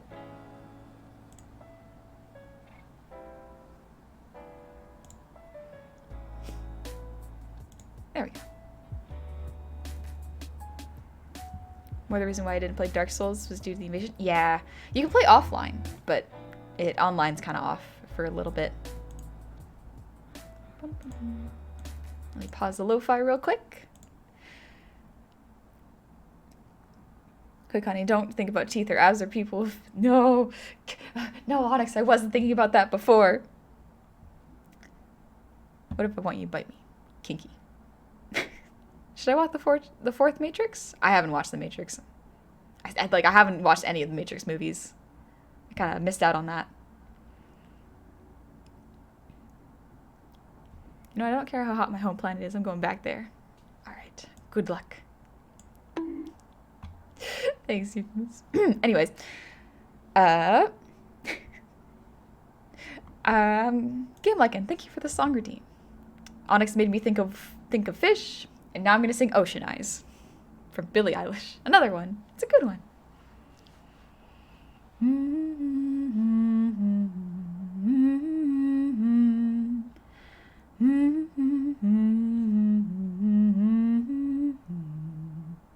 All right, cool. Oh, thank you too, Claw. Thanks for dropping by. No worries if you gotta head out. Let's see. I've been watching you for some time. Can't stop staring at those ocean eyes.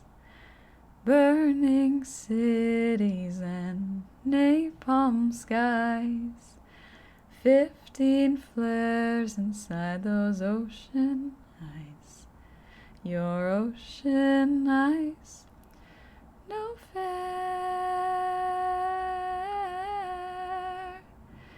You really know how to make me cry when you give me those ocean eyes. I'm scared. I've never fallen from quite this high, falling into your ocean eyes. Those ocean eyes. Excuse me. I've been walking through a world gone blind. Can't stop thinking of your diamond mind. Careful creature, make friends with time. He left her lonely with a diamond mind. And those ocean eyes, no fair.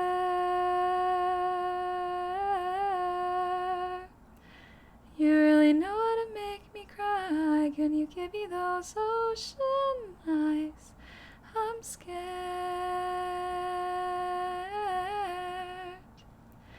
I've never fallen from quite this high, fallen into your ocean eyes.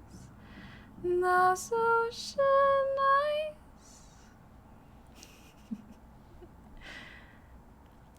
Alright. Oh, man.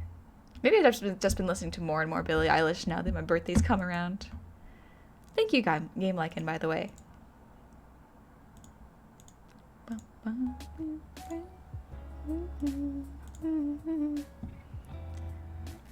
Oh, didn't know you were a bard? A little bit. Only a little bard. Oh, I'm glad you were singing along, NP God. Uji. Oh, yes, I love that song. It's so good. It's such a good song. Oh, man, Billie Eilish. Napalm Skies. It's one of the lyrics. It's one of the lyrics. How many levels multi-class in bard? Ooh. What level am I? Oh, gosh. I think I'm like a level 4. So probably 1 in bard. Of course you're a little bard. You're a goblin. Mm-hmm. I'm a little bard. Just a pocket bard. Just a little little pocket jester. You get to bring me around. God's song just missed the singing? Yeah, just missed it. But that's okay. At least enough bard to charm person. Yes, just enough. Actually, it's been so long since I've played a bard. I've never played a 5e bard. I've played a bard in 3rd edition. Little difference. Do you have proficiency in any instruments? I used to play the violin. It was I couldn't read sheet music. I could only go by ear. So anything that my classmates would do, I would just guess along with it. And it turned out pretty good. I would fake reading and just listen by ear. How about an Adventure Time theme song? Ooh, I do love the Adventure Time theme songs. Maybe next time then. Remember, Bard College is always accepting applicants. They're always looking for more bards. Honey already maxed her stats and cute. It's the charisma, baby. As I say that, I lose 2 charisma points. Ooh, I want to... This may sound strange, but I want to learn how to play a hurdy-gurdy. I've never, I saw Brian David Gilbert playing one and I was like, this looks really, really fascinating. Ooh, do you too? Okay, good. I'm glad it wasn't just me. I can't read. Played violin for 2 years in school. Same. Oh, I would have to wake up at like 6 in the morning. My mom would drive me to school just for violin lessons like an hour before school. And the teacher would spend 30 minutes tuning everyone's instruments because they never taught us how to tune our own instruments. I never knew how to do it. It was a waste of time. Cardinal, thank you. How long have you been a streamer now? Coming up on 1 year. Oh, we're coming up close on 1 year. I debuted April 24th of 2021. Oh, we're only 22 days away. Oh no, I still have some assets to make. Stream closing right now? Nah, we're just vibing. I'll probably end stream in about 30-ish, maybe 45-ish minutes. We're just vibing today. Goblins have cars? Well, wagons. The wagons are very similar. Just play Sea of Thieves, then you'll learn a hurdy-gurdy. Hurdy-gurdy is impossible to tune. You spend more time tuning than playing. Oh, really? Man, the only other instrument I thought about playing was a guitar. But I think my fingers are actually too small to play the guitar. So I got a ukulele. I still have it. I still have the ukulele in my closet. I just haven't touched it. I've been too busy doing art. Tyree, thank you for the posture check.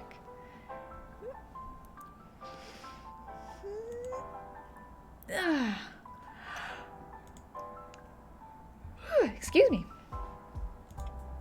Oh, I could have sworn I was following you on Twitter. Yeah, maybe you're following my old account. My old account was shut down for some reason. Ver, what are you doing? Ver, why would you do this to me? On my birthday, why would you give me subs? Thank you so much, Ver. I hope you're doing well today. You're taking it easy. Seems like you and Sky and Armor and I think is Cyril the third one? Or fourth one? Y'all are playing Borderlands, right? I hope that's been going well. Cause you smell? How dare you? How dare you? You're lucky you can fly, and you're lucky I'm short. As a small VTuber, do you have aspirations to be yeeted by Mori Calliope? To be yeeted by Mori, like to be shouted out? I don't know. Would I even be considered a small VTuber at this point? I don't know. I still feel like I'm so new to the world of streaming because I've only been here a year, and the VTubing community has been so nice. Oh, to be thrown by Mori? Oh yeah, hell yeah. Mori can throw me. Small in size and legit thrown. Yeah, Mori can throw me as far as she can. I want to see how far she can shot put me. Honey shall be yoked. I will be yeeted. Wait, that explains why I had to refollow. Yeah, so my old Twitter got shut down. Well, shut down. It can't be used anymore, and I'm not sure why. But I just created a second one, but my art is still on the old one, so y'all can see how the process began. I like to keep it as a little memory box. Ghosters, new Twitter? That explains why I haven't seen you. Oh, yeah, it's all good. People seem to have missed that. That's why I put both of them in my about section so people can see both of them. They can see that one has been suspended and the other one is my new one. Instead of just having one Twitter and having people be a little confused. This is why you shouldn't go political. One slip up on Twitter wants down the goblin. I mean, I didn't post anything political. Like, there was absolutely nothing. Nothing political, nothing not safe for work. I don't know why it was. They're 3 apples tall, right? Yeah. Pocket-sized. Except me on your streams more, lol. I've been missing out. Ah. Yeah, you haven't missed too much. Just mostly schedule updates and a couple bits of art that I've been doing. Envy, go water your moss. I love moss. Moss is cool. What's the canon height? 3'5". I'm short enough to be yeeted. Don't worry, Mori could yeet me pretty far. I think Gura's actually taller than me. Gura's like 4'5", like a whole head, I think. Honey got suspended for being small. I didn't meet the height requirements. You sure you didn't complain about elven cuisine? That could be it. No. On a more serious note, someone might have reported me. I'm not sure why. The timing works out with a couple, like, not fun stuff. Ghost Stars, you found someone actually smaller? Congratulations, you get to be the tall one here. I googled goblin car and only got DF kids. And he's just the right size to give her a big hug, pick her up, and smooch her on the snoot. And I can't do anything about it, except kick the shins. I can always go for the shins. No one can ever stop me. I'm too short. I'm too slippery. 104 centimeters makes sense measurements. Checkered mask. You must be this tall to stream, otherwise the camera will only show you from the nose up. Yeah, I stream from this perspective. Hello, welcome. My name is Honey. Pleasure to meet you on the stream. Let me get the step stool real quick.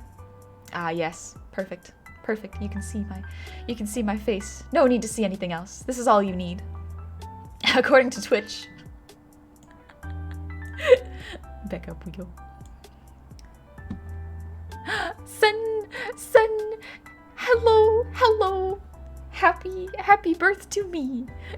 And happy Saturday to you. I hope you're doing well, son. Wish the USA would adopt metric system. I have no idea how I'd measure myself in the metric system. Like feet make sense in measurements of like height. But kind of. I don't know, feet are weird. But like, I guess measurements of distance make sense for metric, but height makes sense to be like in inches and feet. Feet, no, I can't believe. Please make sure that all the knives are up on one shelf higher. No, you gotta put them lower, because if I accidentally grab one and it falls on my head, I will hurt myself. Frank, it's my birthday? It is indeed. A few moments later. It's the day of birth. For me. Also, for the one, thank you for the sound. 1 inch is 2.5 centimeters. Oh! I think my ruler has centimeters on it, but I never use it. Son, I don't have plans today, but I feel like I need to do something, so I'm chilling here for now. Nice. What does an art god do on their day off? More art? That's what I do. Put all the sharp things on the top of the fridge. I will get a step stool. I will become taller. I will put myself through the bone stretchinator. Son, more art? Yeah, exactly. Isn't it fun when you're an artist? It's just like, I do art for work, and then what do I do afterwards? More art. Real bad for the hands. Do you really want to trust Honey with sharp objects, people? Yes. Give me the pointy things. I will use them wisely. What do you do when you are drawing art? Think about the next thing you're going to draw. Exactly, Ghost Stars. Exactly. I think it depends on what you're used to. In here, we never used imperial or anything other than television sizes. I'm bad at measurements in the first place. Everything's off perspective for me because I'm so short. Just use Coves as your test dummy for tallering devices. Maybe I can add like a couple inches to Cove, then we can be the same height. Wasn't that a medieval torture device? It was. The bone stretcher. I want to become a hobgoblin? Maybe. What do I need to do to become a hobgoblin? What warlock patron do I need to speak to? Onyx. I built a second smaller counter under the main counter in the kitchen so Honey can actually do food prep without needing to stand on a chair. There's like a kid-size play kitchen Onyx made for me. How do you change kegs in the tavern? I usually get Onyx to do it, or someone taller. Someone bigger and stronger than me can lift up the kegs. I just run around serving people at tables because I have disengage as a bonus action. It's a good skill. I don't get hit by anyone. 0 thank you so much for the sub. Welcome. Happy Saturday. And Flash Frame, thank you for the earwiggles.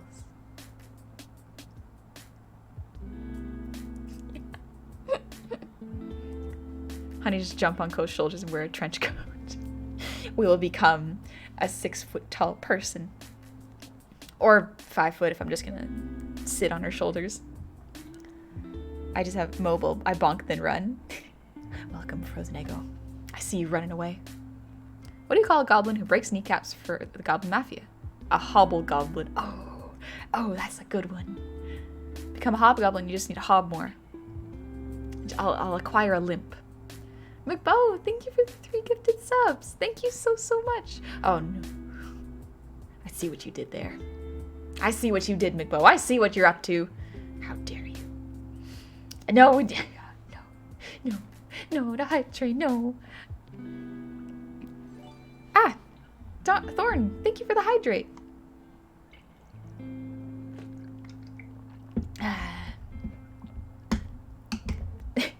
Thank you, Thorn.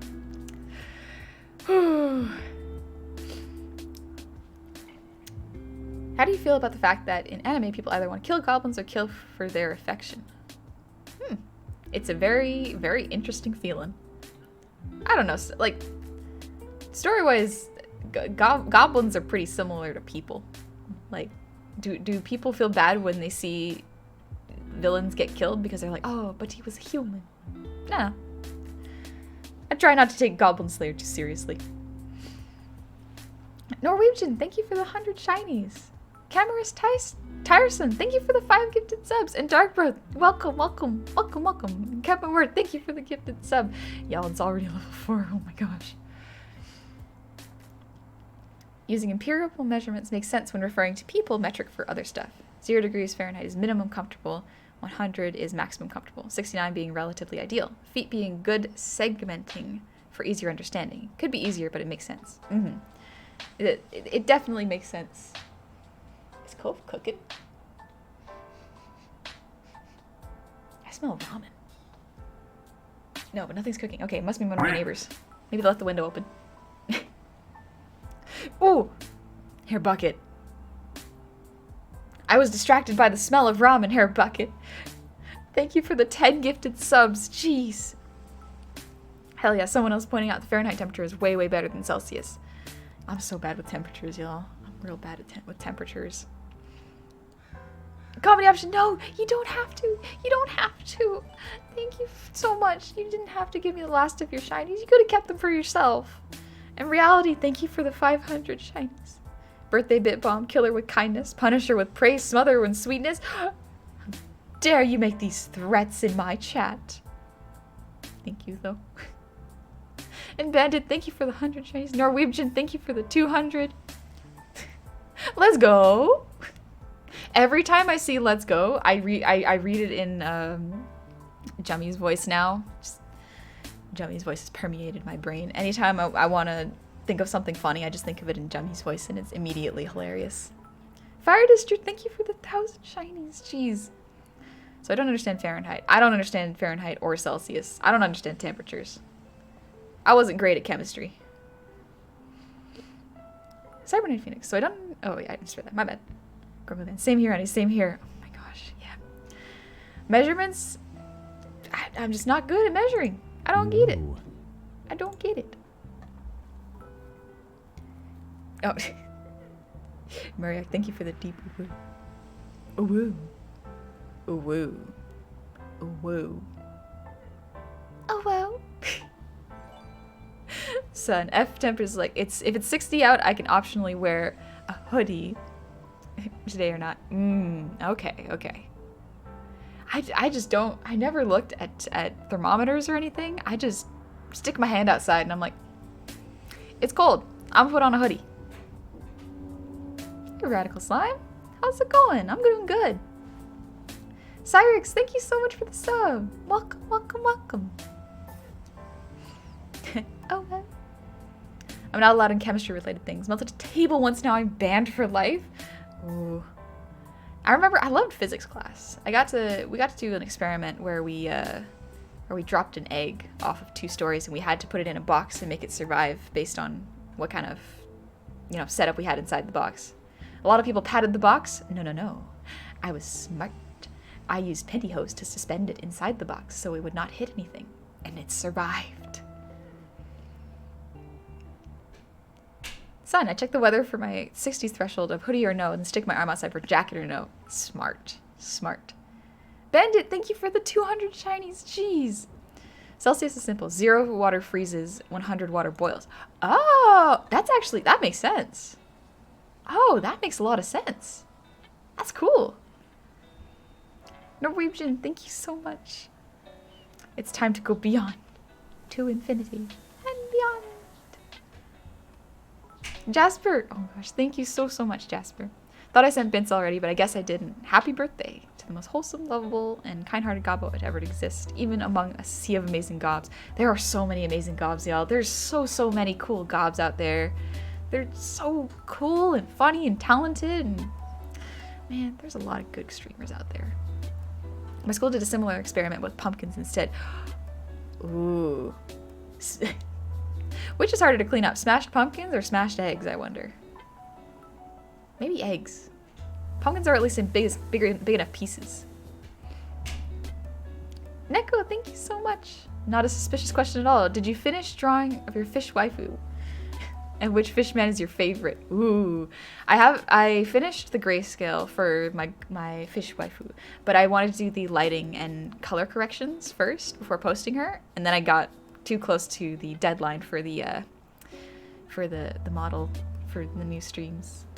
The new model's coming out soon. I'm so excited. It's gonna be great. And Frostline, thank you for the 500 shinies. Thank you so much. And thank you for the birthday wishes, y'all. What's better to listen to, smashing pumpkins or smashing eggs? Ooh. Probably pumpkins. Abe Sapien is a good choice for Fishbin, though. I will give you that. I'll give you that. Abe Sapien one's a good one. Reminds me of the fan art I planned to make of you. Basically me meeting you since you were my first goblin I met. Then being surrounded by goblins I follow now, being like, where did you come from? How many are there? There's so many of you. Understandable. That's very much what I felt when I first found the Goblin VTuber community. New model, how do you peak yesterday design? Oh, you shall see. But I don't know. Yesterday was pretty good. I both gained and lost a dimension. I wasn't capable to touch a cow's heart and dissect it in class. Just felt grossed out. Understandable. I remember like when I was in biology class, we had to dissect sheep's eyes. It was interesting because you got to learn how the eye works, but yeah, some people couldn't do it. It's fair. Honey said this is the new in my final form. Oh no, it's not. Oh no, it's not. It gets better. It gets better. Thank you, I hope you smile. Yeah, I had to dissect stuff for biology class and the scent of preservative almost made me pass out. Ooh, yeah, it's a strong smell. It's a very strong smell. I helped make a cement boat. Wait, which was put into another class project which destroyed it, but the boat outlasted all others. Yo, that's cool. I was about to say, can cement boats actually like float in water? But I guess if tankers are made of steel, that would make sense. That would make sense. They did it after class and allowed people to leave if they didn't want to. That's nice of them. I thought about being a nurse at one point in high school. I was like, okay, yeah, I don't get too grossed out by physical stuff like this. So it was something I considered, but I wasn't quite smart enough for it. I didn't have the book smarts for it. I had the gut, but not the brain. But cement is heavier than feathers. Which is heavier, a ton of cement or a ton of feathers? Dissection is not a thing over here. I just hear about all you guys cutting up frogs and I'm mortified. I didn't get to cut up a frog. I think my school was like, that's too close to a full body. So we got like parts. We got parts of animals. How ghosty, thank you for the 100 shinies. Son, I want to be a vet so I can pet puppies. Never mind, no more vet. Yep, fair. I always feel bad for pets because like, especially when they're getting like their vaccinations, you're like, oh, you don't know what this is, but this is to protect you and to make sure you're safe. And then you have to give them the shot and it's like, I'm so sorry. I'm so sorry, baby. I'm just doing it to protect you. It wasn't as bad as metalwork class. I was not mentally ready to work with sulfuric acid. Oh, man, I didn't do metalwork. I wanted to. Honey, quick search for Sidon Breath of the Wild. Oh, I know. I know about Sidon. I know all about Sidon. Mifa? Mifa? She's pretty. She's pretty. Destilon, thank you for the head pats. Zero, well, I gotta head out. Going to go talk to a retailer about a house for sale. See you next time. Happy birthday. Thank you. Good luck with the retailer. I do hope the house is a good deal and you can find one. Good luck. In this economy, you need it. Around the end of the life, I had to help give her insulin shots to her pupper. After a bit, she got used to it. I know this isn't saying much, but she needed the insulin. Oh. Yeah. That's good. I'm proud of you for taking care of your pup. That's important. Onyx, like being mailed pieces of an animal. Oh yeah, it's somehow worse, but also not as bad in different ways. I had to bring my cat in twice this week for blood tests. The first sample had weird results, so they wanted to double check it. She was not a happy cat. Ooh, yeah, understandable.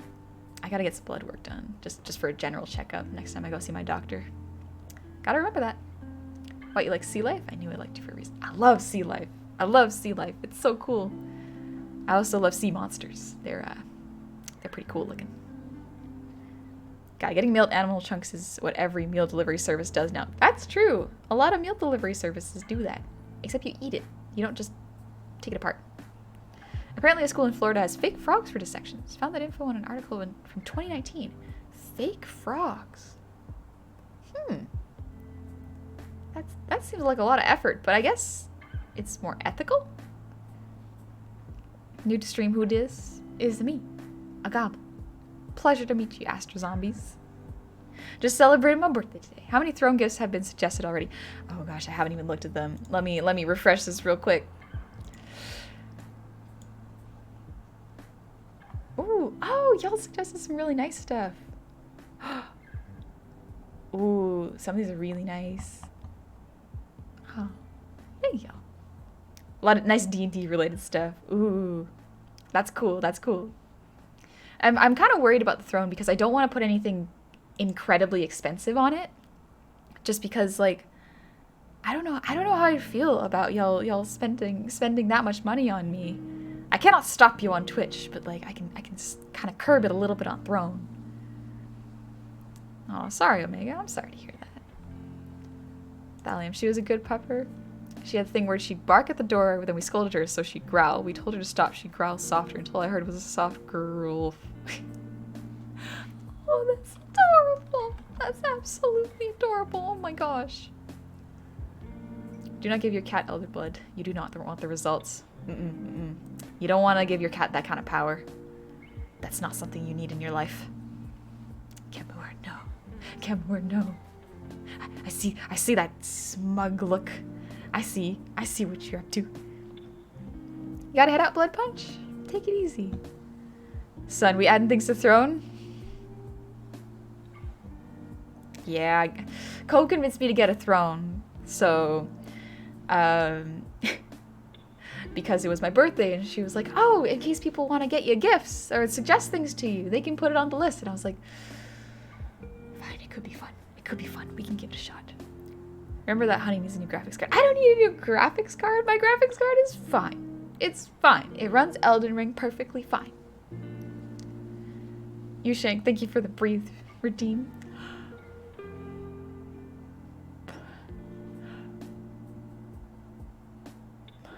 Pick a things that's circular so we're thrown for a loop.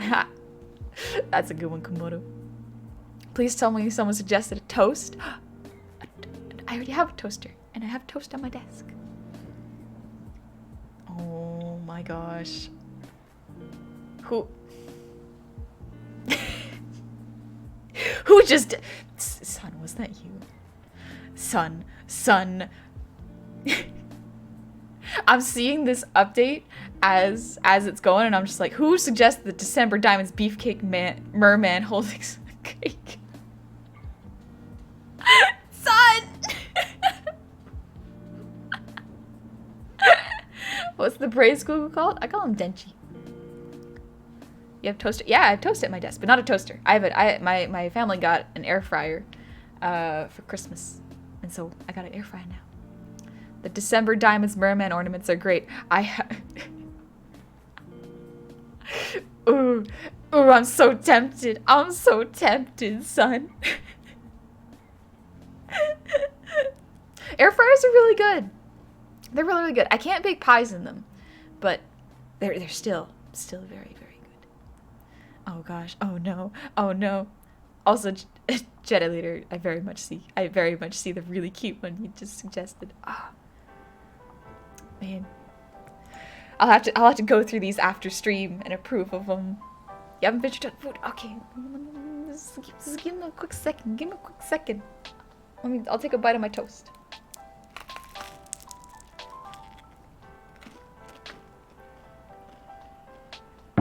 I've been nailed throughout. Any concept for whether or not something is good hinges on whether or not it can be baked into pies. The only thing that can't be baked into pies is salad.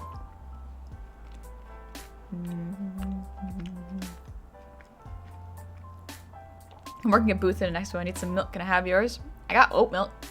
I don't have regular milk. I've just cut back on it. Have you heard of a Twitch integrated throwing system? Oh yeah, I've heard of tits. It's funny when I say it like that. But yeah, I've considered installing it, but I know that things go very, very wrong. Depends on the salad. I think you could do a fruit salad and a pie. Ooh. Nevered with words of wisdom. Yes, you could do fruit salads and pies. I like oat milk. It's more tasty. Oat milk is actually pretty close to like regular milk's consistency, so I like to use it for baking substitutions. Honey does not have tits, but I was considered having it installed. Considered putting it in the next update. Evening, you. What's up? Fruit salad, yummy, yummy. Oh, I want to listen to Tom Cardy's fruit salad song now. You put a little fruit and put it in the salad.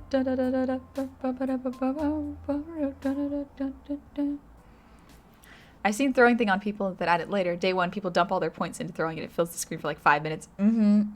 I've seen that. I'm scared that if I do that, it's just gonna be constantly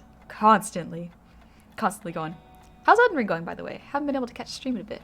No worries. I haven't streamed Elden Ring this week. A couple events showed up, and I was like, maybe I'll save Elden Ring for a little later. Let people who want to play it by themselves catch up a little. Do you accept birthday smooches? Don't want to pinch because it's rude. I accept birthday hugs. Those are good. Must those shinies in the gob. Ooh, the fear. Oh, the fear is palpable. Do you know there is bee pie? Which is with honeybees? Bee pie? No, we don't eat bees. We eat what they make though. We eat the bee vomit. We don't eat the bees.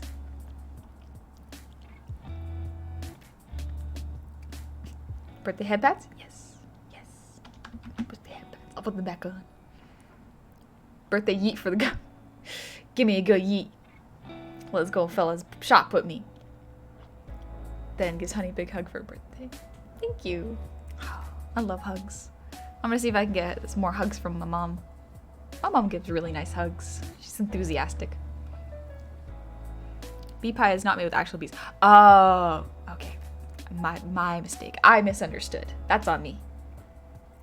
Totally didn't just put something stupid on throne. No. I think I know exactly what you put on the throne, Onyx. I think Bloodborne will come to PC eventually. It hurts not having it. I would love for Bloodborne to come on PC because can you imagine the mods? Can you imagine all the fun mods you could put on Bloodborne? Make all the Eldritch Abominations just Muppets. I want that. I want that mod. Cause yeah, like I want to fight Elmo. Let me fight Elmo. But yeah, I don't think Sony's gonna put it onto PC. I feel like people who did the FromSoft games, or it's the Soulsborne games, kind of had a weird experience with Sony. I don't think they liked that their game was for the console only, which is why Elden Ring was gonna be for everyone on every console, and I do really appreciate that. Eldritch Kermit, yes. Yo, what if you made a not Gascoigne, Geralt. No, not Geralt. The final boss is just Kermit. You finish fighting the Scytheman, and then suddenly Kermit appears from a red moon. Oh, no, I want to draw it. Oh, I'm writing that one down.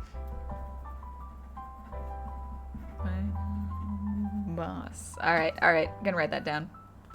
Maybe that'll be a warm-up drawing. Elden Ring sold crazy in its first month. Over 12 million copies in less than 30 days. Elden Ring did amazing. I'm so happy for him. I'm so happy for Elden Ring. Bloodborne is a game. Honey Goblin, the V2 fruit, takes on Elmo and Kermit. Yes. Miss Piggy will kick my butt.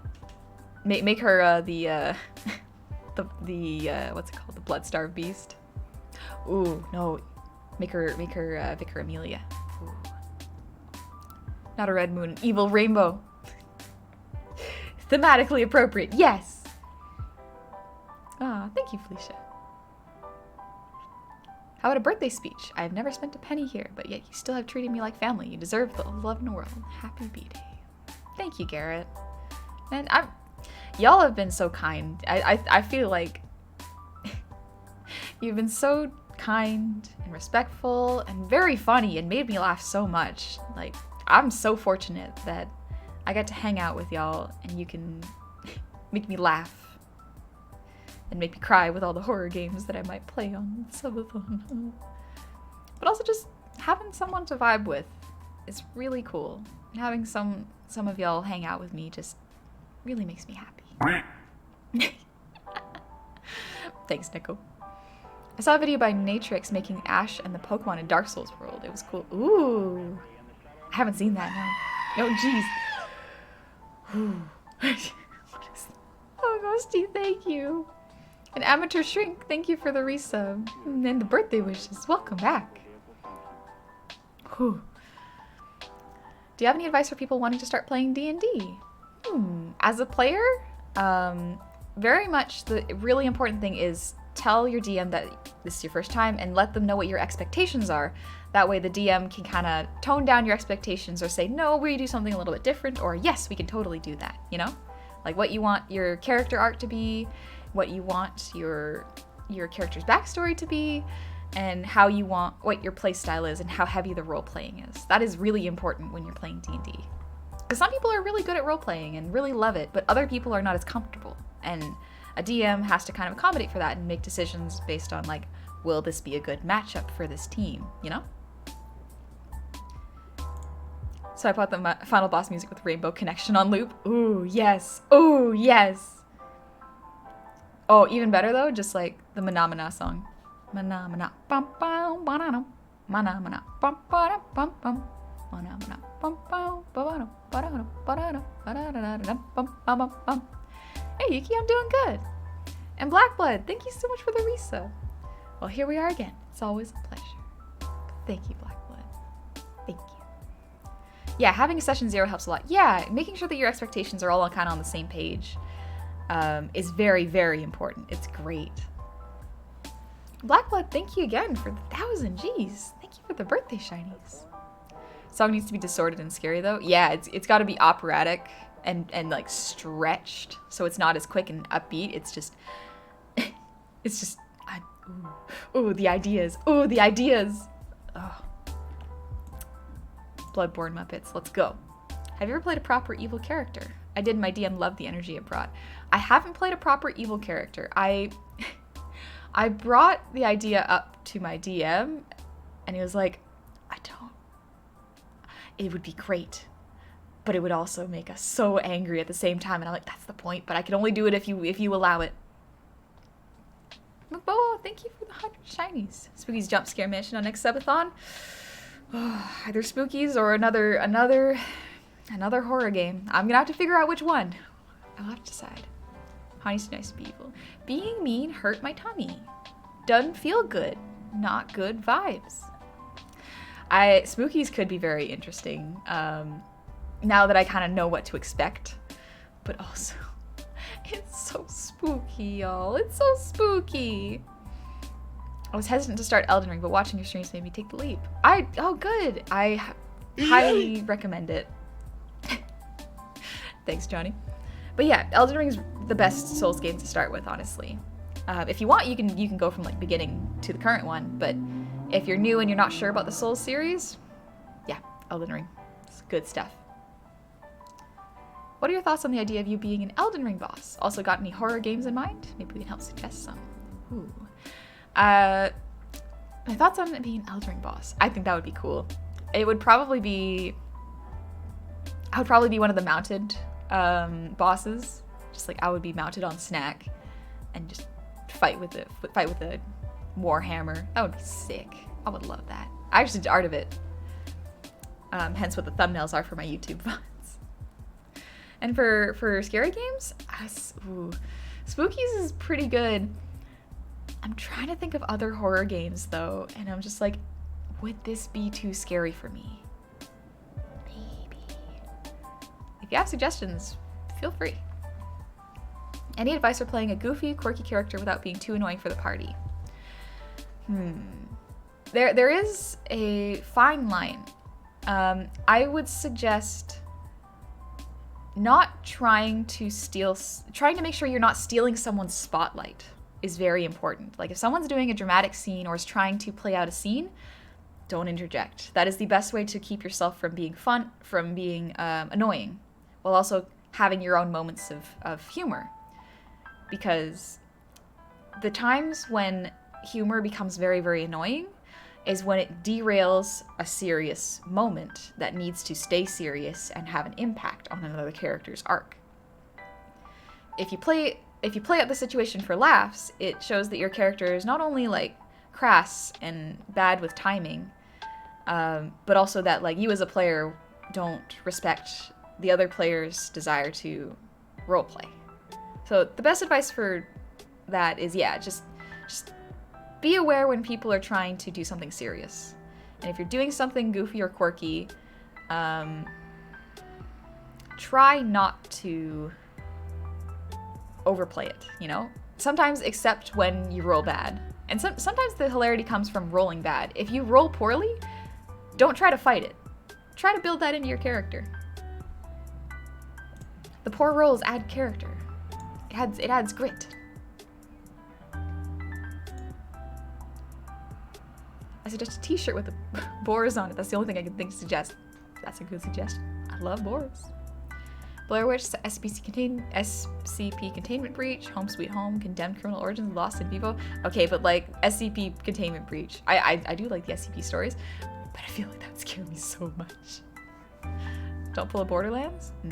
Pull a Sokka from Avatar The Last Airbender. Goofy yet has some good ideas every so often. Yeah, exactly. Going my character's gonna be the funny one is very difficult. Because sometimes that puts pressure on yourself to be funny, so you try to force out the funny. Instead, make it sort of an adjacent part of your character. For example, like Scanlan from Vox Machina. Scanlan is very funny because he's a funny person, but he's overconfident, and he gets himself into situations because of his big mouth, and he's funny. So it's the first two that are more important. The funny comes later. Hubris is great for humor. If I were to start a D&D, I would be a wood elf merchant using their network of connections to help the party via discounts. Ooh, that is smart.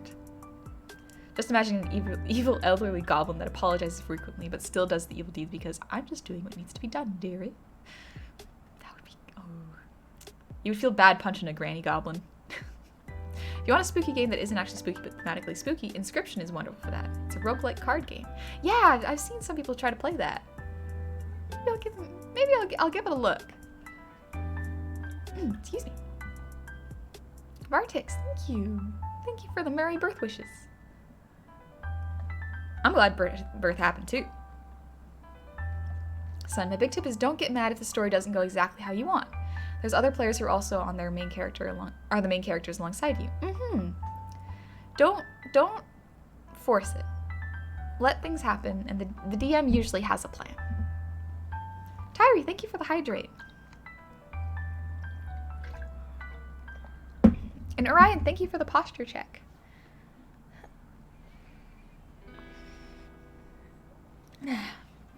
For those that watch Critical Role, knows that the low rolls are some of the greatest moments. Yeah, the low rolls are the best times for humor to come out. It's so cool when you roll a nat 1 and your DM goes like, all right, this is gonna fail spectacularly. How do you want it to fail? That's a good moment for you to be like, I'm gonna fail hard. And that's where the humor's gonna come from.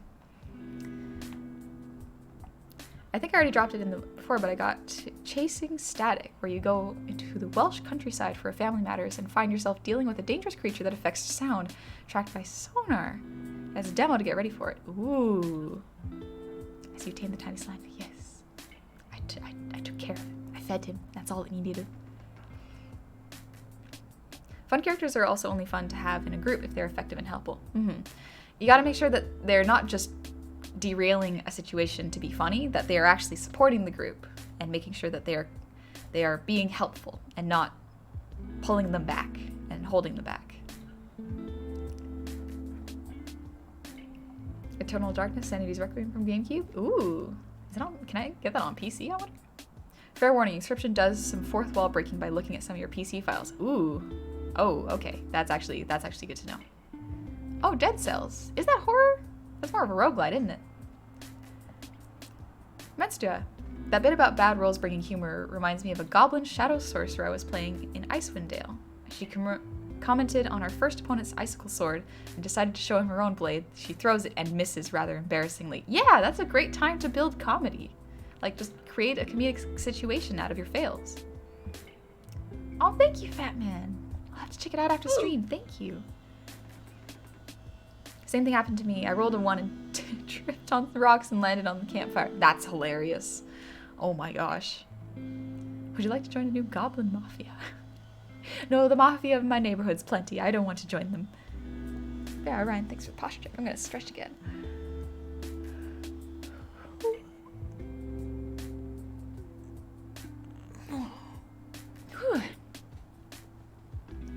Onyx, if you'd like, honey, I can give you a demonstration of Inscription on Discord. It won't spoil anything, but I can have you play vicariously through me in the very early game so you can get a feel for it.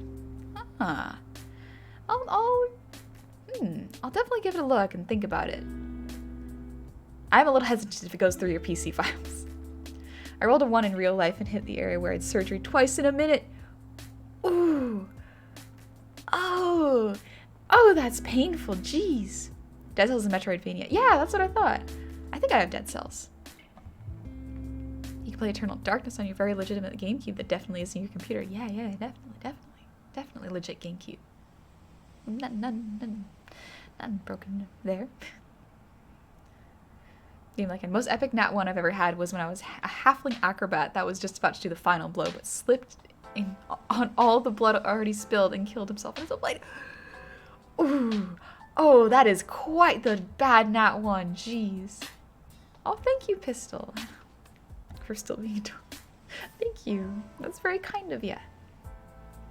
I just remembered a game called Janitor Bleeds, where you find this arcade place that somehow still has power but abandoned cars. You discover by accident something evil was locked in place in a game arcade and you accidentally let it out. Ooh. Not quite like Five Nights at Freddy's, but like similar arcade themed. Inscription only goes into your files once and it's fairly late in the game. Oh, okay. Good scary games. Metroid Fusion. My greatest fail was two nat 1s in a row where I failed to fly out a cave as a character with wings and then missed the rope and hurt myself so hard I landed with 1 HP left. Ooh. I love nat 1 stories. They're so good.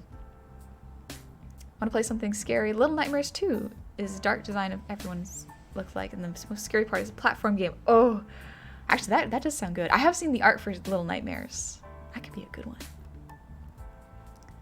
I could play the new Chilla game because it's 2 types of horror for you, scary stuff, and working at a coffee shop. Oh boy, the nightmares, they return. Pacific Freeze, thank you for the resub. Welcome back. Megarin, but sweet godmother, female godfather, you were just looking for new talent for your cause. Ah yes, I was just looking to recruit a little bit. Just a little bit of recruitment. Wasn't D&D, but I was playing Alien TTRPG, and a friend failed his stress check. Ooh. Ended up running away scared to hide in a safe space and wait until the end of the session. It was the last 10-ish minutes, but it was fun. Big military character running around scared for some plants. Murderous plants, but just plants. What happens when your character fails is much more interesting than when your character succeeds. Successes are very fun, but when your character fails at something, their reaction and what they do afterwards is all the more important to establish who they are. File thing can only happen once, and you're in control of what files are accessed, so you can direct it away from any sensitive files. Oh, okay. Once I hit an enemy who was both restrained and stunned, all I had to do was kill him. It was hit him, rolled 2 nat ones. Oh, you just stabbed your own foot. Your friend rolled 4 ones, trying to make someone forget something as a vampire. Let's see, he forgot everything. He's now drilling mess. Oh, he forgot too much. My favorite nat 1 I've seen in a game happened when our party was split on what to do with a prisoner. We got into a party fight. The wizard tried to cast some spell, rolled a 1. We rolled on a fail table the DM had. Wizard got a 69 on a D100 and went from bald male dwarf to a bald female dwarf. Nice. That's not super devastating, I would think, or I'd hope. Greatest fail was a nat 20. A monster I really like grabbed my pixie character, and I thought with her -2 strength she'd stay got. Oh no. Dark Cloud, thank you for the resub. Welcome back. Happy day. Just realized I've been here for 3 months. Hopefully it's been a good 3 months. I'm planning next session for D&D and need help. What would be inside a corrupt mage's house? Need ideas for rooms. Ooh. Maybe like things that are confiscated, like paintings that don't belong to them. A corrupt mage. Actually, a corrupt mage would probably have portraits of himself, especially if he's full of himself. He'd probably have a lot of swords and decorative armaments. Maybe like ostentatious statues. Has an Abe fan? Heck yeah. Abe Sapien is great. Noida? Never played Noida. Draco will have a good day and birthday. Thank you, Draco. Ooh, illegal magic stuff. That's definitely something you can put in a corrupt mage's house. Always a fan of a music room that has magical instruments playing themselves. Ooh. What cake are you having? I don't know. It might be a surprise. I'm gonna hang out with my parents afterwards, so we'll see. We shall see. A friend of mine fell in plate armor in knee-high water. Rolled a 1 and could not get up. Halfling in the party tried to help them and they rolled a 1. The halfling ended up trapped and they both drowned. Jeez Louise! Oh boy, that's awful. Comedy option. Once a party member crit succeeded on intimidating my character to give him a health potion I was hoarding. Decoded my character, was so scared that I gave him a random vial from my pockets. He ended up drinking alchemist fire. That character dead. No way he can recover from that. My friend was playing Starfire and DM saw demons through and thought this would be fun. The only thing that would hurt the demons was a taser. Remember to give yourself enough time to eat lunch. Let's actually look for... I think now's a pretty good time to wrap it up. That way I get to eat something real quick and then head on out and see what my family's up to.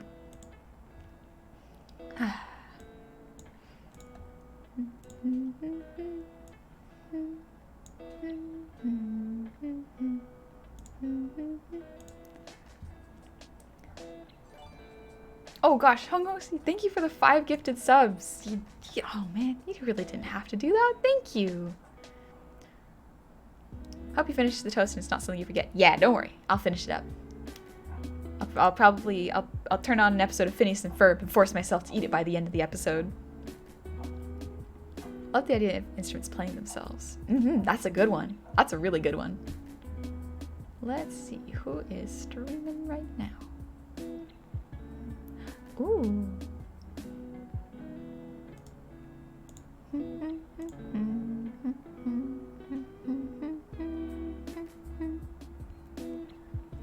My greatest one was the opposite, a nat 1. Monster swallowed my pixie hole, then I fireballed it out from the inside. Ooh, using a nat 1 to your advantage. Nice, nice. Another game you can look into is called Disco Elysium, a game about being just a mess of a human being who's also a cop. There's some harsh imagery in regards to people being not alive, but it's typically at your own discretion. Okay. Thorogrim, thank you for the head pats. see. We got a couple people streaming right now. Let's see. Ooh, I think this is a good place to go. I know this bean. I know this bean. This is a good bean. All right. Let's see. Let's call it a birth raid. Birth raid. Actually, wait.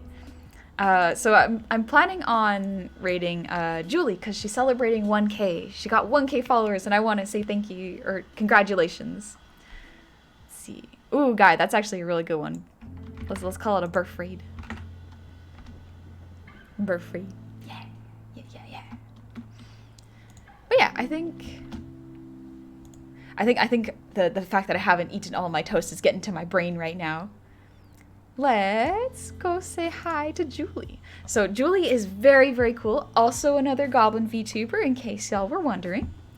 Very kind, very sweet. Why is there construction going on? It's Saturday. Come on. Her name is spelled very, very interesting.